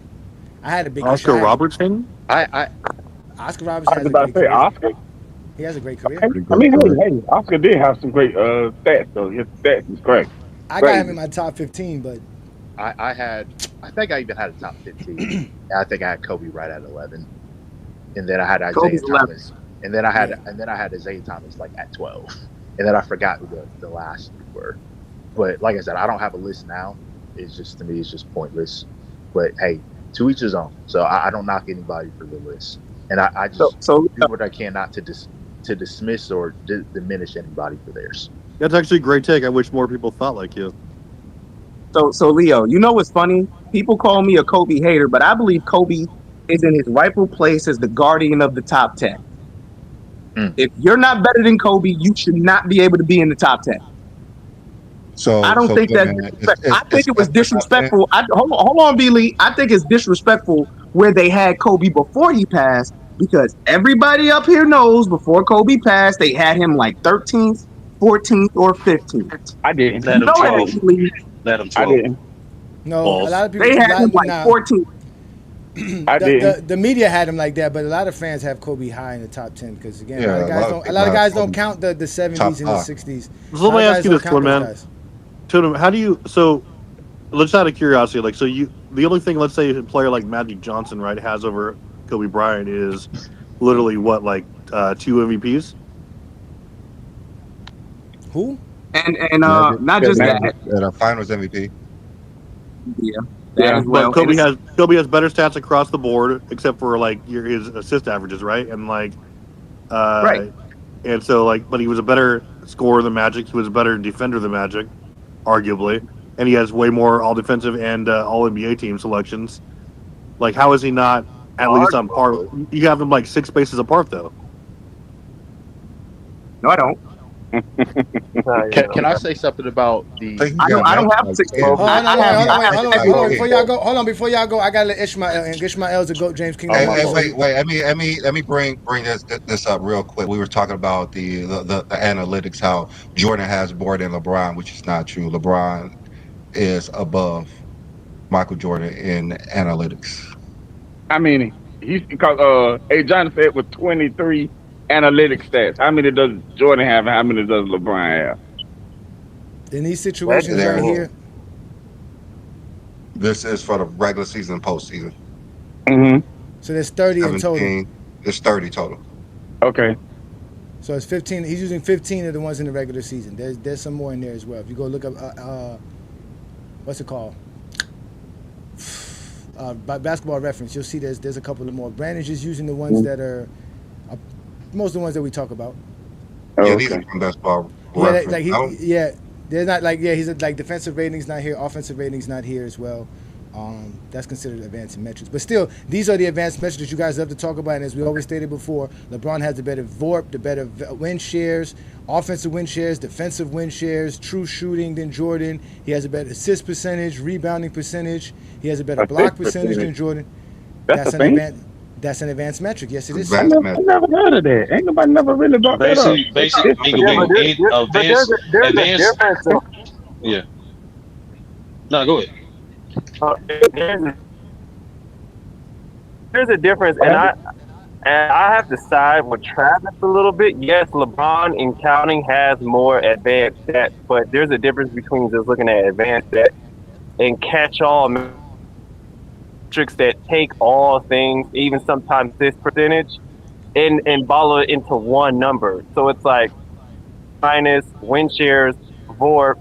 Those are catch-all metrics, or PER is all catch. But the thing is, like, you can't even look at all those the same and just say, oh, somebody's higher than the other. Because if you look at PER, then you're going to say Jokic has a better career than LeBron, which is not true at all. The only metrics that measure your career are the ones that are cumulative. And that's win shares, offensive win shares, defensive win shares, and VORP, value over replacement. So yes, and it's not even close. Even on stats that impact for your team, LeBron James is superior than Michael Jordan. You just can't look at box plus minus and look at PER and say Jordan's career is better. He's analytically no, because you're comparing a player that played 15 years to 22, that a player that played hundreds of more games. And the fact that LeBron is so close to Michael Jordan in those per rating metrics just speaks to LeBron's consistency and his career being way higher than Michael Jordan. So yes, impactful in stats, LeBron James is better than Michael Jordan. His career is better than Michael Jordan. It's not just total either. So, but that's just to answer that question. I disagree highly with Twin Man. Kobe Bryant definitely has a top 10 resume. His resume is even better than Shaq. If you're not equating peak and prime and stuff, but just from a longevity aspect and being impactful as a player for his career, Kobe Bryant is better than Shaquille O'Neal. His resume is better. Like, he's a better basketball player. His career is better than Magic. No, you're breaking in and out there, Ishmael. You're breaking in and out. You gotta get to a better spot. Hey, Johnny, I'm about to head out, but real quick. Speaking of, now you're still breaking in and out, Ishmael. go ahead, Leo. Yeah, I'm about to head out, but just real quick. Speaking of resumes, because we were looking at some of LeBron's accolades. One thing that I've always noticed, I think of 2013 in particular. Can I be heard? Yeah, go ahead, Ishmael. I'll wait. I'll go after you. Yeah, I think Kobe Bryant is definitely a top 10 player. His resume speaks a lot. You cannot discount. Like, if you're taking accolades, I think he's like second or third in most All-Stars. He's pretty up to all defensive teams and all NBAs. Unless you really value MVPs, like a couple more MVPs than him, but it's just that it's just overwhelmingly more in terms of accolades and honors. Then he also has the total stats. And I think that he does have more in terms of the analytics more than some of these guys as well, like Larry Bird and them. It's not that high because he wasn't the most efficient basketball player during his time and his best, I believe. But Kobe Bryant does have a top 10 resume. And also to add for Curry, yeah, congratulations, Stephen Curry, but I still don't think he's a top 10 player just due to the fact that he doesn't have the longevity compared to many players. Indeed, I think Kobe's a top 10 player. Definitely, good job by you. Appreciate that, Ishmael. So go ahead, Lee. Ask the question so we can get the show going because we about to get up out of here. The Lakers about to play very shortly. Go ahead. Yeah, my whole thing was that somebody showed accolades earlier. I think perfect. I think it was you earlier, Johnny. Showed accolades. Like I just think about LeBron 2013. Like for me, he should have been the first player in NBA history to be a unanimous Triple Crown winner. And this is what I mean by that.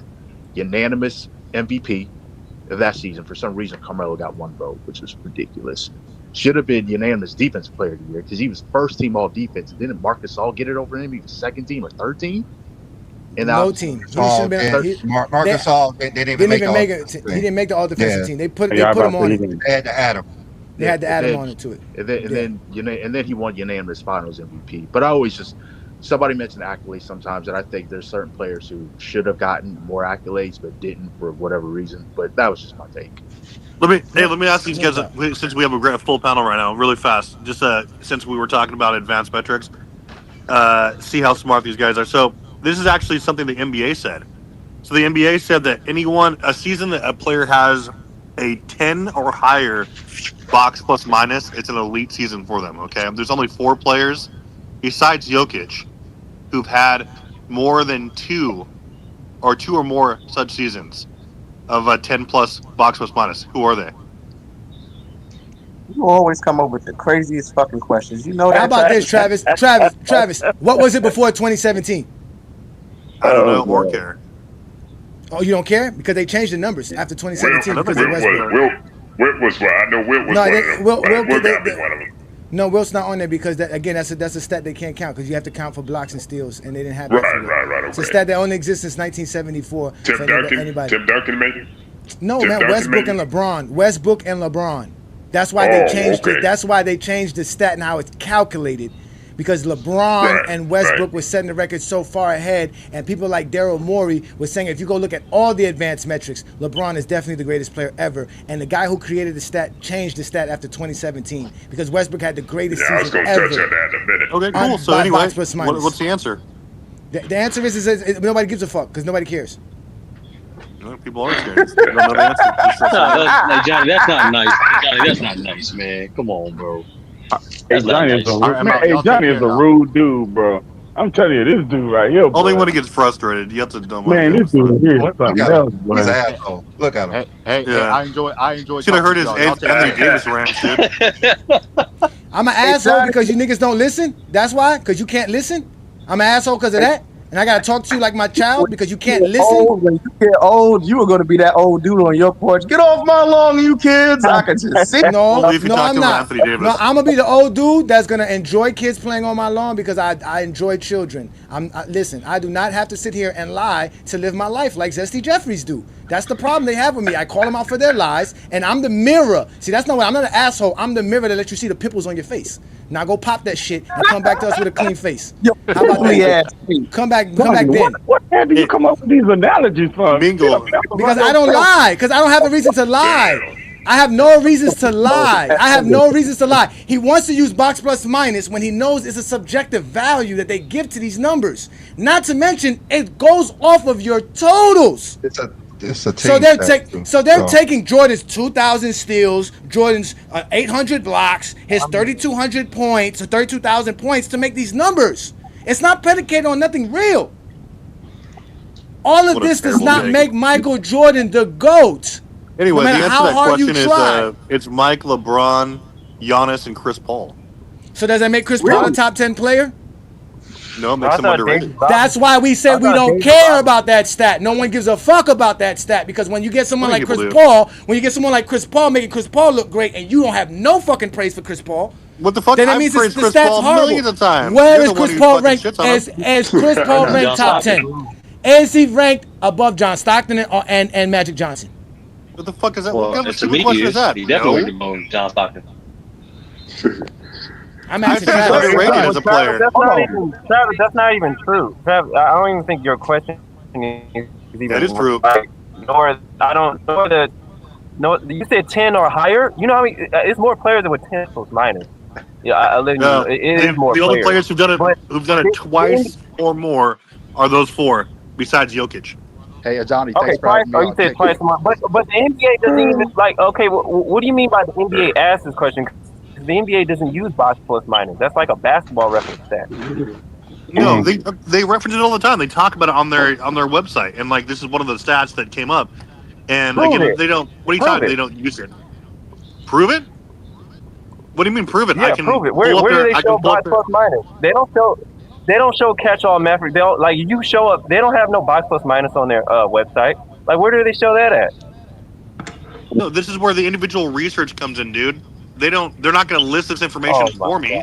This is what they said though. This is when they were breaking down. They said, okay, if you're talking about box plus minus, they don't do that, bro. Yes, they do. You just don't do any research. They don't own it. I am on. Ishmael is correct. I am on NBA.com right now, and I'm looking up advanced leaders. There is no box plus minus here. It does. They don't go by it. They don't reference it. It's not here. I they never don't said use the NBA that had stuff. a That's what I list. say. Like. No, I said the NBA. There was an article from the NBA that was talking about that stuff. They didn't have a huge list of guys. That's where you find somewhere else on other websites. And I did this research and found that those four players. Some journalists from the NBA. Some journalists from the NBA wrote an article about box plus minus. Like, that really means something. Like, they don't care about that stat, bro. That's a basketball reference type of thing, and like NBA doesn't care for that. Like, I think they have to invest in stuff like that. Like, nobody gives a shit about it. Sure they do. No, I never said I don't care. No, I said the NBA doesn't. I said the NBA doesn't. It's like people outside of the NBA does that stuff, bro. I never maybe claimed like they did care about it. sometimes I just said that it was a stat that they. Like motel room right now. To be honest, I don't think they care about advanced stats because they don't use advanced stats on these so-called pregame. They don't take Chris Paul. Oh, they definitely used advanced stats in 2013 to rob LeBron James It of a depends. defensive player of the year. It depends. He didn't deserve it. It depends. Like, if you're talking about like on and off numbers, yes, like a front office. I love when Travis trolls, bro. I love when Travis trolls. Hold on. If you're talking about like, a front office may use an on and off advanced number in order to dictate to who they want to trade for or sign on their team, but it's like that's just a small percentage of what they use in order to acquire a player. They don't use it like that. They don't use box plus minus. They don't use VORP. They don't really care for stuff like that, bro. Oh, who said they did? This is just a fucking interesting fact. I found out about four players. You're spinning into this huge soliloquy about the GOATs and shit. Nobody cares. Hold on, wait a minute. Hold on. How they don't use VORP? Hold on. Why I get that Travis like that?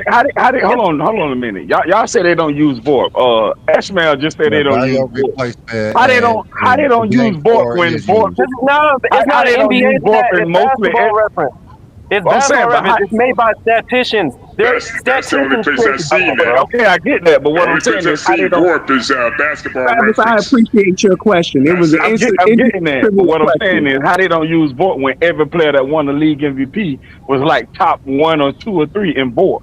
Every year. First of all, every year that the MVP was getting around till about 2010. First of all, the NBA doesn't vote for MVP. The media does. So people outside of the NBA vote for the that's why people say it's a media award. Media uses and so the media makes some people, not everybody. Some people use it. Some people use it to assess who they think is valuable, but not everybody. It's not the NBA. That's just like people. They use right. The analytics didn't start using VORP until like the late 2000s. Is that right or wrong? Right. Is that around that time? Late 2000s when they actually started using VORP, right? Probably around 2007, 2008. They had it before that. That's what Daryl Morey told everybody. If you go look at the advanced metrics, because all these advanced metrics existed since 2004, since the mid 2000s. If you go look at those analytics, it says LeBron is the greatest player ever. So what did they do? They said, we're going to change it. VORP is attached to box plus minus. Basically, your VORP is your box plus minus, including the minutes played. Right. So PER been around longer than VORP, I assume, right? Yeah. PER, around the same time, 2004. Right.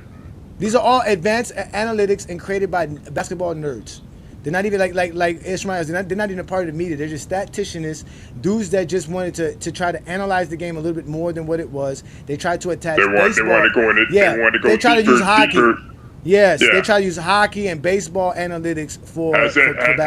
Has there ever been such thing as football analytics? There's no such thing as football analytics. There is. There's only one that they're using. That's quarterback rating. Yes, QBR. QBR. Right. QBR. That's QBR. Right. That's huge. And that's a very important football stat too. But they don't. Everybody be talking about quarterback They don't rating. use advanced stats for other positions though. They don't use advanced stats for other positions though, like wide receiver, running back, tight end, defensive back, linebacker. It's all QBR. They do. So BB, there's two different types of advanced stats, right? There's advanced stats that's like impact, and there's advanced stats that's tracking, right? Yeah. So like when you that's what it is. So advanced tracking stats are fantastic. I encourage everyone to use those. But the advanced stats like Ishmael Pinto, like the one catch BO, they don't catch all metrics. They catch all. They come from stats. They don't come from what's on the floor. So what I'm trying to ask is like, what would be the advanced stat to measure wide receiver, running back, and tight ends? Yeah, like they don't do advanced, like yards per catch. Shit like that. That's how they. Yards. Scout. Billy said is 100% right. I'm not saying like you can't use any of these like basketball reference stuff. I'm not saying you can't, like they're not useful. I'm just saying like I think people should like do some research about it instead of just saying stuff on it. And like, cause I've learned a lot more on it. And Johnny is right to a degree. A lot of it is subjective in some of these, especially box plus minus. They use different numbers and values depending upon your position in basketball too. So it's like you'll see even John Stockton highly up there just because he has a bunch of assists as a point guard. So it's like I'm not saying this whole GOAT thing too, how we should actually like measure it, right? I mean, hold on, Blue Ball. Let Ishmael finish first, and then we'll get you taken. Right. Ishmael, finish up. Go ahead, man. Finish up, Ishmael. No, that's pretty much it. That's what I was saying. But if we're going to use the advanced metrics in terms of like analyzing your career, if it has nothing to do with peak and all that other stuff, then it's LeBron James is really superior and he's the GOAT. So it's just sorry to say, like it's just like you're talking about every aspect, every game, every minute played, like the entirety of your career. LeBron James is the GOAT and it's superior than my. Yeah, and so basically what Ishmael is saying is if you have logic brains and you're an intelligent basketball fan, you realize LeBron's the GOAT. But if you hold on to emotions, nostalgia, and lies, you will make up some bullshit. So go ahead, Blue Bow. We're ready for your take, brother. Thank you for being patient. Again, y'all, this is a Sunday afternoon. We got the Lord of GOAT James Kingdom in the building. Go ahead, brother. Yeah, I was saying, okay, like we need to really like differentiate this whole GOAT thing, right? A lot of people are going through their emotions and nostalgia, you know what I mean? They preference, you know what I mean? And so for me, it's like, now it's to the point where basketball is advanced so much that we got to decipher between who's actually the greatest or who actually a personal GOAT, a personal preference, you know what I mean? You know, it's like, you know, you could say because of the advanced stats, LeBron James had the best, greatest basketball career overall, whatever, right? That was Kareem first, right? Because of the 6 Finals MVPs and all that stuff, and longevity and the greatest, all-time leading scorer before LeBron did all that. You know, I mean, my criteria is different from everybody else. I mean, it may not be the same as yours, you know what I mean? But like I said, difference between the best and the greatest. I don't know if that makes sense to everybody, but that's how I'm starting to look at it, because the game is advanced so much, but yet people don't understand it. They just go by narratives and personal preference, and people like Charles Barkley and Stephen A. Smith saying the game is soft, and all these guys that say they haven't played the game, all these fanboys in the media and all that stuff, right? It just, for me, it's like Michael Jordan's case for the GOAT, in my opinion, in my personal humble opinion, right? No disrespect. The greatest peak, most finals MVPs over like an 8-year span. Defensive, all defensive teams, and the first player in NBA history to win MVP and Defensive Player of the Year in the same season. That was when it happened back then, 1988. It was unprecedented, very unprecedented. You know what I mean? Now LeBron's case is like he's had the greatest career over a 22-year span. You know what I mean? The scoring, all-time leading scoring, the top 10 in assists, youngest player ever to 20,000 points, the finals MVPs, you know what I mean? The 10 trips to the finals, the championships. You know what I mean? So we got to decipher, differentiate on what's actually personal preference and who can actually make an argument of who's actually the best ever, you know what I mean? Because you got a lot of cats out here, they only go through their emotions. You know what I mean? They remember Michael Jordan, right? They remember Michael Jordan winning those 6 championships. Nothing else matters to these cats. Kareem But a lot of them didn't see it, though. A lot of them didn't see it. Yeah, I know a lot of them didn't see it, but I'm talking about the people who came up in my era. You know what I mean? People who, because me, I started watching like 89. It was at the tail end of Magic and Bird's prime. That's when I seen Michael Jordan. It was right during that time period, you know what I mean? Around the early 90s when I actually started to actually watch the game, you know what I mean? When the last leg of NBA on CBS, right to the NBC run in the 90s. You know, I'm not going to sit up and act like, you know what I mean, just because I didn't see Larry Bird and Kareem and Magic in their prime, I'm going to dismiss them. You look at, you know, their resume, you look at their career, they top 5, argument for top 5 now. Magic's more of a top 5 player than Larry Bird, in my opinion. But I'm not going to totally dismiss them. You got cats out here that got Allen Iverson in their top 5. And that's where all the personal preference comes in. I think because Kobe's overall game minus him of Jordan, it's an automatic thinking mechanism. Oh, he had his game, so that means he's the closest. But when you look at the numbers, I don't even think Kobe has an argument for top 7, top 8. He's around 8 or 9 to me, but definitely for sure, Kobe don't have an argument for top 5 at all. To me, if you ask me, Tim Duncan has a better career than Tim Duncan because he affected winning more so than Kobe. You look at, you know, and he had a better peak than Kobe because he won MVP and he's a 3-time Finals MVP. And he was able to adapt his game more so to winning than Kobe was. So, you know, it's like we got to start to differentiate with all this stuff. You know what I mean? It's as far as, you know, an actual argument. You know what I mean? But a lot of cats out here, they look at LeBron's shortcomings and they think he don't have an argument in the conversation, but yet they forget about Magic Johnson, Larry Bird's shortcomings. This is a great point. I'm glad he's saying all this. This is a fact. Like for some reason, when it comes, and it's funny, they do nitpick because with Magic, they do have the whole like Tragic Johnson thing. Tragic Johnson.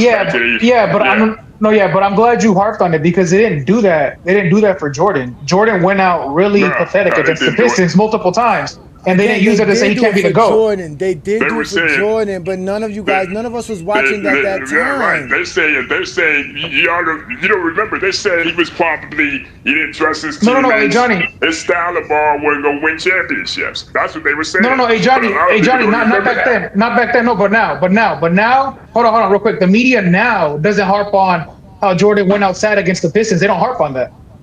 Because they do with LeBron, though. They sometimes do with Kobe. Because they're not the same media from back then. It's a new brass of media. Right. No, I agree. A lot of these guys in the media not now, probably. It's so. A lot of these guys in the media now were watching basketball in the 90s when we were. Either they don't remember Jordan's shortcomings, but yet they remember Jordan's shortcomings, but they don't want to use it in an argument.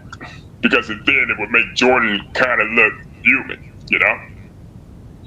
It will make Mike look like he look human and like he's a ordinary player that has shortcomings.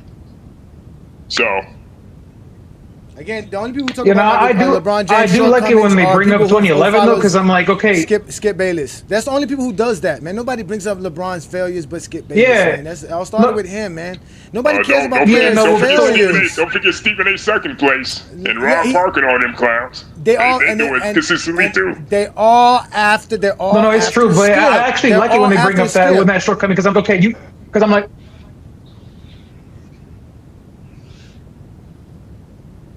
Yeah, no, I prefer it when they bring it up because the perfect way to refute it is, bro, he had like probably his best individual season like the year after that shortcoming. and then he went on to make 7 straight finals after that, and he won all his chips after that. So it's kind of like sometimes you need a low point for that. No, we don't care about shortcomings because we got Michael Jordan's shortcomings. If that's what they want to talk, we can talk about Michael Jordan's shortcomings. That's how they derail the conversation with advanced metrics and stuff because Jordan's never enough. Jordan never did enough. Jordan doesn't have enough. He will never be enough.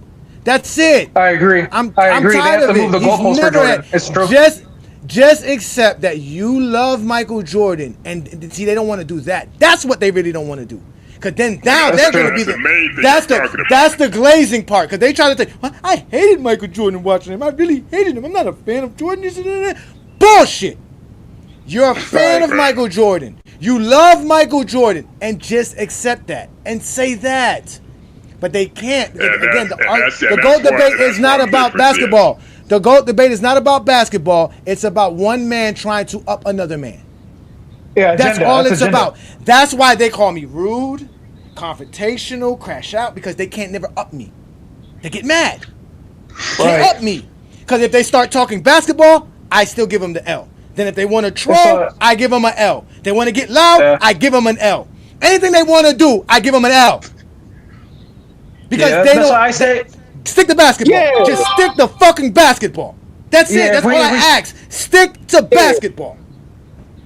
You know, when LeBron retires, I said that when he retires, his resume is going to go down as like the holy book of GOAT. Like that's what it's going to go down as. It checks already everything. It already is. Yeah, right. But I'm just saying, like it'll be undoubted because then by then the book will probably be fully ready. Here goes Casper, this bullshit. This is what we have to do. Someone tell Brandon Casper shut his bitch ass up. Ain't nobody asking for shit. This is what we have to deal with because we're the ones who are glazers.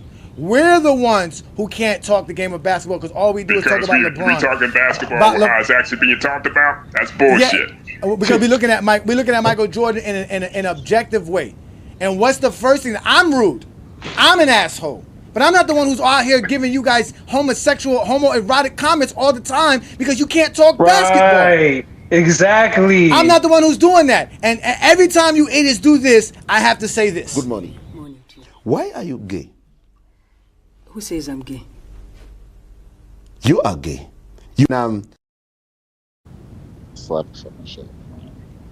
Yeah, it's always ironic how they say you guys are LGBTQ, but they're the ones who have to. They're the ones who have to conceive those comments and type them out. Like that's just ironic.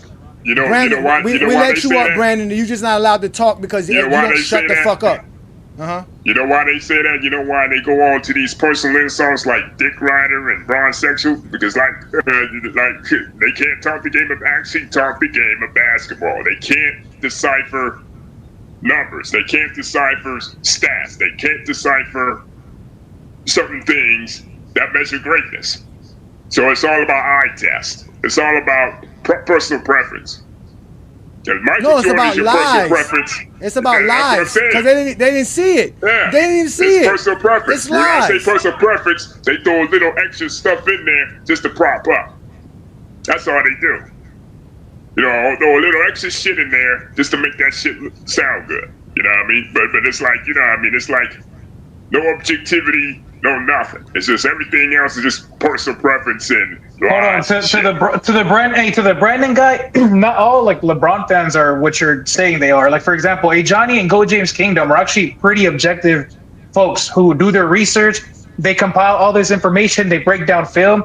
I have just recently decided to start doing the whole LeGlaze thing, right, to play up my fanhood, but that's not every fan. That's definitely not Go James Kingdom. I'm just doing it because I'm doing the polar opposite of what all the nasty media members and fans did. Ask Travis, ask Craig, who's not up here. We both got Michael Jordan #1, LeBron #2, yet we still call LeBron sexuals and all this bullshit.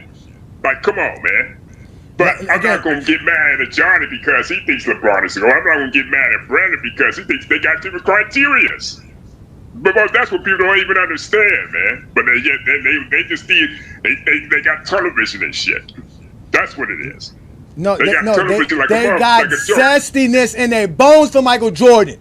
Because now all of a sudden, us creating an R&B song just for fun, and it's a simple R&B song and calling LeBron James the glorious king or whatever it is not as zesty as shooting and beating each other up in Foot Locker for sneakers. Hold on, Boo, I got my rant to go in. I got this. You motherfuckers are shooting and killing each other over Jordans. That's zesty as ever. Like, come on. Stop this shit, man.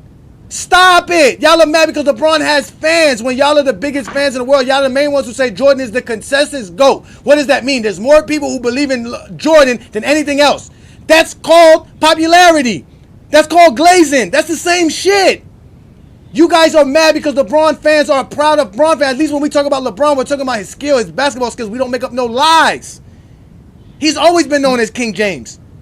What is wrong with y'all? Y'all are the worst of the worst. Again, it's about another man upping another man. You're mad now because you saying now I'm more gay than you. Is that what you're upset about? I'm more zesty than you? Is this your upsetness? This is what you mad about? But you can't talk basketball more than us. You can't appreciate basketball more than us. You can't explain basketball more than us. Let's have that conversation. But you want to have a fucking dick measurement contest about who likes who more.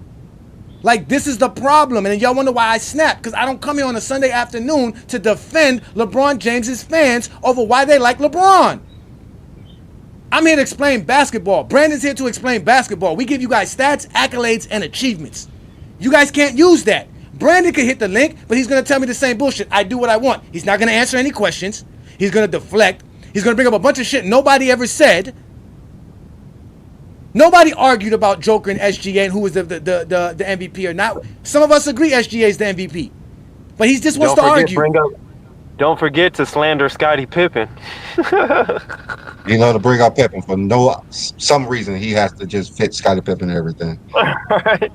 But even if we bring up basketball skills, nobody who was drafted in the 1900s is top 10 all time. Including Kobe. And we're going off of skills. Wait. Hey, Johnny, I do want to request something real quick. I joined the GOAT James membership yesterday, the tier 2, because I was like the first level, but now I'm on the second one, right? I think you know what I'm talking about, the tier 2. Yeah. So I saw that. Yeah, so so I want to request something if it's not too much to request. Would you guys be able to go back and watch the film and get the stats for LeBron's the La Fuck You 3, where he shoots it from the logo, where he shoots that shit from deep? Like, I want to know what the percentages on that is.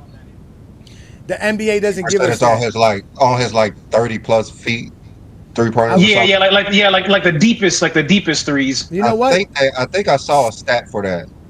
I'd love to know that percentage. I just out of curiosity if it's possible. Not even today, like just at some point. You know what? StatHead has that available to you here. Let me see here. You said 30 feet, right? Yeah, like the logo pretty much 3, like pretty much where it's closer to the logo than it is like the 3-point line.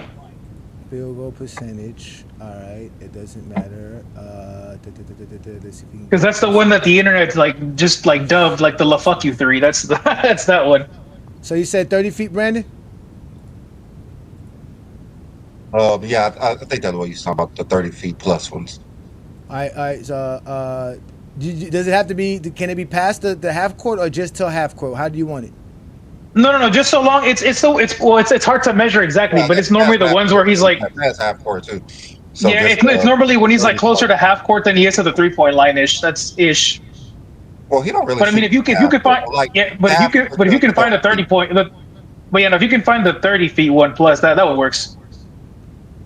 All right, give me a second. Let me see if it gives it to me here. I'm pulling it up now for NBA season. Okay, wait a minute. No, show criteria. People forget he was shooting those threes before Steph Curry even was drafted into the league. Let me see if I can find it here for careers.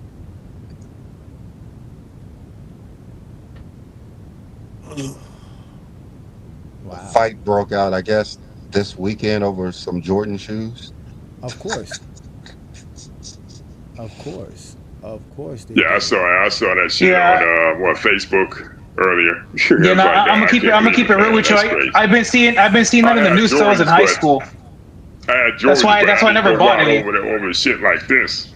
That's crazy. No, that's dead ass why I never bought any. I've seen violence and murders since I was in like high school over Jordans. That's when I was like, yeah, I'm never buying no shoes. People was getting robbed, Jordans, even here in Northeast Ohio, getting stuck. You know, like straight jacks. Like, come on, man, you gonna rob somebody? Yeah, that's positive for shoes? Jordan in the GOAT debate. That's a positive for Jordan in the GOAT debate because no one's trying to kill people over LeBron's shoes. Yeah, exactly. I've had people say that. I've had people say that. No, that's what Jordan's trainer said. Right? Isn't that what his trainer said? I've had people say that. You talking about Tim Grover's goofy ass? Yeah, Tim Grover. Yeah, that's what he said. Yeah, bragging over like murder over shoes is really fucking goofy. That's wild. And I took that, and to be honest, I took that as kind of shot as like people of color. He's trying to insinuate people of color are dumb and stupid. It's kind of like a prejudice take, if you ask me. All right, well, I think I got this right. I put in that for shots that are 30 feet to 90 feet, right? And LeBron James, for his career, they got him making 71 out of 301. So he shoots 23.6% when he shoots outside of 30 feet. All right, fellas, I got to run, man. It's good chopping up with you guys. That's a lot to make. That's a lot to make. Yeah, no, as I was saying, it's crazy how like the percentage number is 23 though. That's just funny. Of all numbers. Hey, it's good chopping up with you guys. I got to make a run. I got to run. I appreciate you. No doubt, Blue Bowl. No doubt.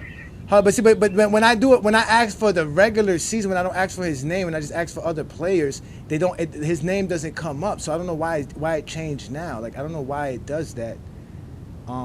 This is the hard part about trying to find these stats with this thing here. Yeah, no, this is a very like specific stat. It's a very like unusual and rare stat that like tracking the deep threes. I'm gonna go to 3-point field goal attempts that's outside of 30 feet and see if they again. Yeah, it doesn't pull up the guy. It pulls up the guy with the most shots at that situation is Paul George. He makes 15 out of 108. But we just saw when I asked him just give me LeBron's numbers, it gave me over 300 shots. So I don't know why it's there's a bunch of deep threes. Yeah, I don't know why it's doing that for just this thing, but then I'd be willing to bet the percentage is probably like the best or up there of like him hitting and taking those shots in the fourth quarter. Oh, just like it doesn't matter. Period. I did my research. Shout out to you, Erky, man. Again, yeah, y'all stay off the crack, especially you, Zesty Jeffries, man. I did my research on this, man. And if we go look up what LeBron James shoots outside of from 20 to 29 feet, right? If we look at what he does for his NBA career, he shoots well. Like again, he's just one of especially if they let us take it down to 4 years like they do for Michael Jordan. Like he doesn't shoot bad. Outside of 20 feet, LeBron James is better than Michael Jordan by far. That's what gets me upset. Like if we take LeBron James's best shooting years from his mid-range shooting, right, which is basically 10 to 20 feet, he shoots well. But they don't want to accept that. Just like with Jordan, this is Jordan's 4 years. Outside of 20 feet, Jordan does not shoot that well. And that's what they don't fail to realize. Even if we take it, again, Michael Jordan's three-point shooting is 32.7% for his NBA career. But they try to make it seem like it's all this grandeur and he can shoot. That's average, ladies and gentlemen, and that's below average. He only had his last 4 years. That's the only time they record for shot. The NBA don't keep a track. Bro, we of shots saw him. We was watching the games from the 80s with Lamont. This man couldn't shoot a mid-range for shit in the 80s. We know I don't know why they fucking talk like this nigga can shoot. He made 9 threes his rookie year. LeBron made 9 threes in a game last year. Yeah, exactly. What are we talking about? So again, Jordan was not that great from shooting outside. Look at what he shot outside of 25 feet. It's horrible. Again, Jordan's best shooting season was 1997. They try to use that to say that's how Jordan shot his whole career, which is all lies. Because like I said, that's like me taking LeBron James' 2013 season and saying, "Oh well, that's his mid-range shooting. That's what he shot for all his career." That's false. Even this year, LeBron James is shooting like what 45% ish, around 46% for mid-range. Jordan wasn't shooting 46% for mid-range at 40. Yeah, I was watching. So I forgot who it was. It was last week. They was talking about how teams are shooting too many threes, and it's not pleasing to like watch. And one of the guys said, if you shoot I believe like 3 for 10 in 3-pointers, which is 30%, and someone else shoot 50% in twos. Like it's something I forgot what it was. Maybe No, it you're was right. like more than 3 for 10. It was like you would have more like points. You would score more like points by like shooting threes, basically. Yeah. So Yeah. If you shoot 35% from 3-point land, it's better than shooting 52% from the field. yeah, so when I was doing some of the numbers, I was looking at what LeBron shot under 16 feet for his like and as like a Laker, just a Laker, which is not his best of his career. He shoots 62% under 15 feet, and Michael Jordan shot 50% for those 2 years with the Bulls. Um, 97 and 98, he shot 50%. I was like, well, that's about what I basically expect because LeBron's still at this age, even though he's on the Lakers later in his career.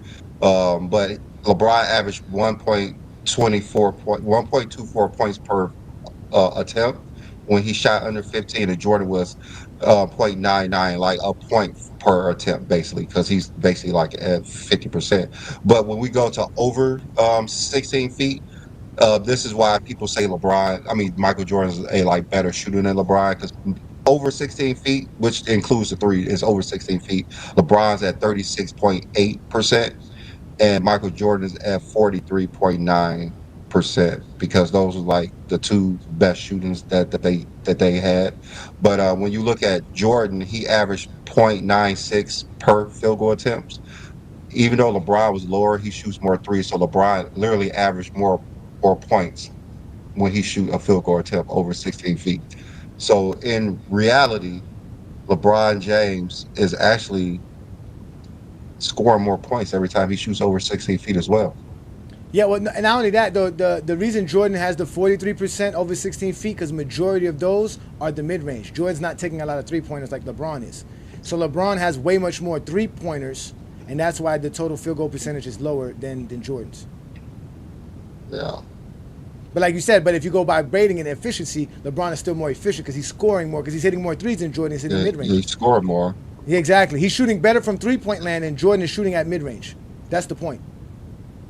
Yeah, then when I went from 2012 to current, LeBron was still shooting, like averaging more points per field goal attempt than Michael Jordan in those two seasons.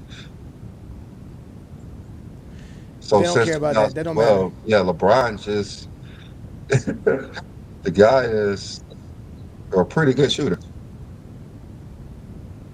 You got to be a great shooter. There's no way you can't be a great shooter if you're top 10 all time in three-pointers made.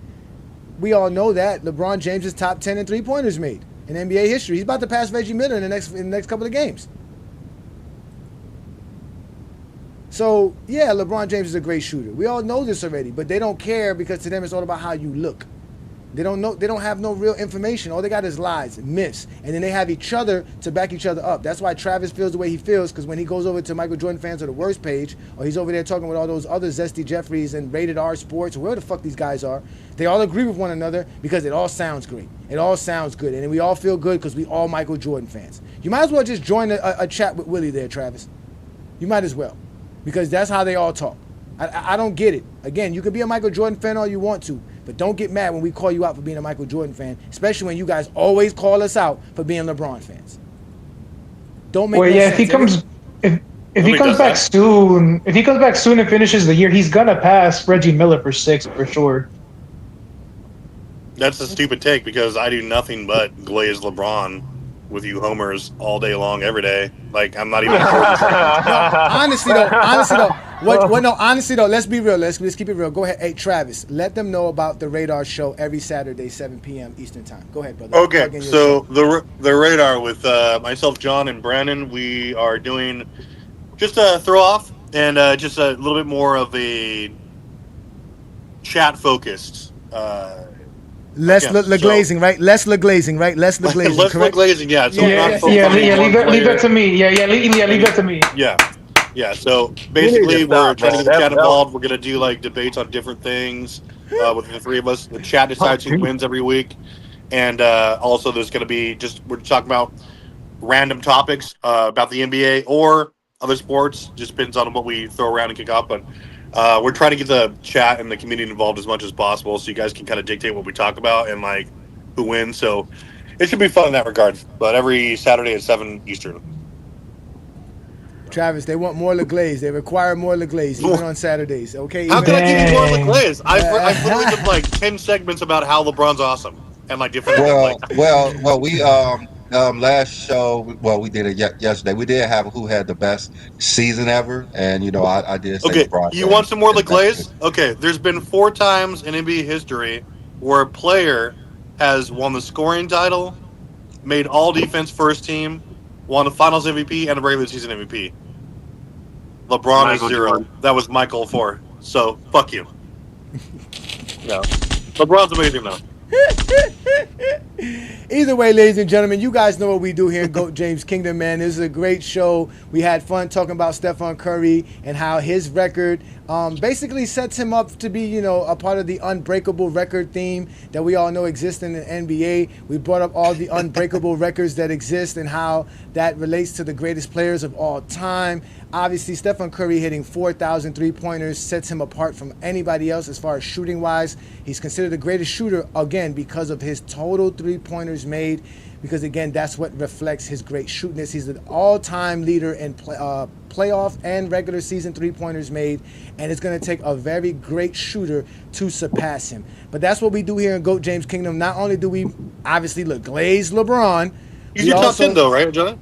No, he's not. He could be in my top 20 now. He could be in my top 20 now, but W LeGlaze, W.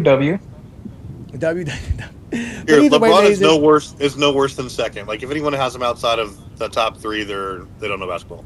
They don't know basketball. And if you want to argue with that, just show up here on a Sunday afternoon for the GOAT James Kingdom show with B. Lee and A. Johnny. As we tell you guys, we do this every Sunday, noon Eastern time. We are the Clutch Sports Hitmen. And what we do is explain why LeBron's the GOAT of basketball, and we explain why basketball is the greatest it's ever been in today's NBA. And we also recognize all the greatest players that ever played the game. We don't hate on nobody or no era. So that's what we do here in GOAT James Kingdom. If you like our content, don't be afraid to check out the GOAT James Kingdom membership after you're already subscribed and hit the like button to all of our content as well. The GOAT James Kingdom membership is a big thing. West Coast, I know you said you went to the Castle Nights of GJK, so that makes you eligible for a GOAT James Kingdom t-shirt. So hit us up Yes, sir. hit us up at goatjameskingdomshow@gmail.com, and we'll discuss how to get you your shirt and what you want on that shirt as well. So again, ladies and gentlemen, these are all the different tiers and all the perks that come along with those tiers. Check out those GOAT James Kingdom membership. In fact, we have special perks for all our GOAT James Kingdom membership, which is our GOAT James Kingdom members watch party, where we actually watch the game of basketball like we're going to do on Sunday, right? Because Monday, we're going to watch the Lakers play against San Antonio. Right now, the Lakers are playing, and I'm thinking about doing that, but it's kind of too late to do it because we're about to get up out of here, and I want to go get me something to eat. But either way, like I said, ladies and gentlemen, we do special things like that with our GOAT James Kingdom members. We do big things all the time here in GOAT James Kingdom. We're only going to continue to grow. Yes, this is a channel that reflects and shows LeBron's greatness. You guys can get mad at us all you want to. LeBron James is the greatest thing you've ever seen. You've never seen nobody play the basketball greater than LeBron James. But all you can do is sit here and lie and bring up myths and then try to derail us by telling us we're too much of fans for LeBron James. But guess what? When you show up on GOAT James Kingdom, you get exposed for being a fan yourself and actually being a worse fan than what we are. So stop coming to GOAT James Kingdom with your nonsense. As you can see, the more you fuck around, the more you're going to find out. And also, if you stay down here and you never fuck around, you'll never find out. You got knocked the fuck out, bitch! Yeah! So with that said, ladies and gentlemen, thank you for joining us on another great Sunday afternoon. As we keep telling y'all, this is the GOAT James Kingdom platform. I'm A. Johnny the Exposer. My boy B. Lee we are the co-founders of this, and we're going to be back every Sunday to do this again. Again, catch the Friday night exposure on Friday nights, catch the radar on Saturday nights, and obviously catch the GOAT James Kingdom show right here on Sunday afternoons. Y'all enjoy the rest of your Sunday. Peace and blessings. If you're a basketball fan and you're tired of basketball shows that talk about fake narratives and using non-basketball terms like killer instinct, playoff translation, gravity, come to GOAT James Kingdom.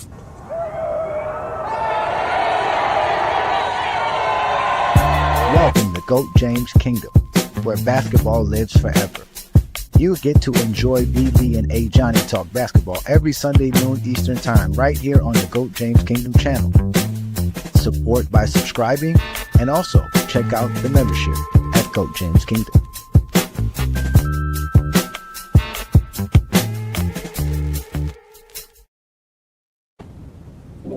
Welcome to GOAT James Kingdom, where basketball lives forever. Here in GOAT James Kingdom, we not only talk the game of basketball, we actually watch it. And by becoming a member of GOAT James Kingdom, you will have access to watch the games with us right here on Playback TV/GOAT James Kingdom. All GOAT James Kingdom members will have access to watch the games with us, especially when the Los Angeles Lakers face anyone in the NBA. Also, we'll be going live with other games and other streams regarding the basketball. If you like the content here in GOAT James Kingdom, please hit that like button, comment, become a subscriber to the channel, and also don't forget to become a member of GOAT James Kingdom.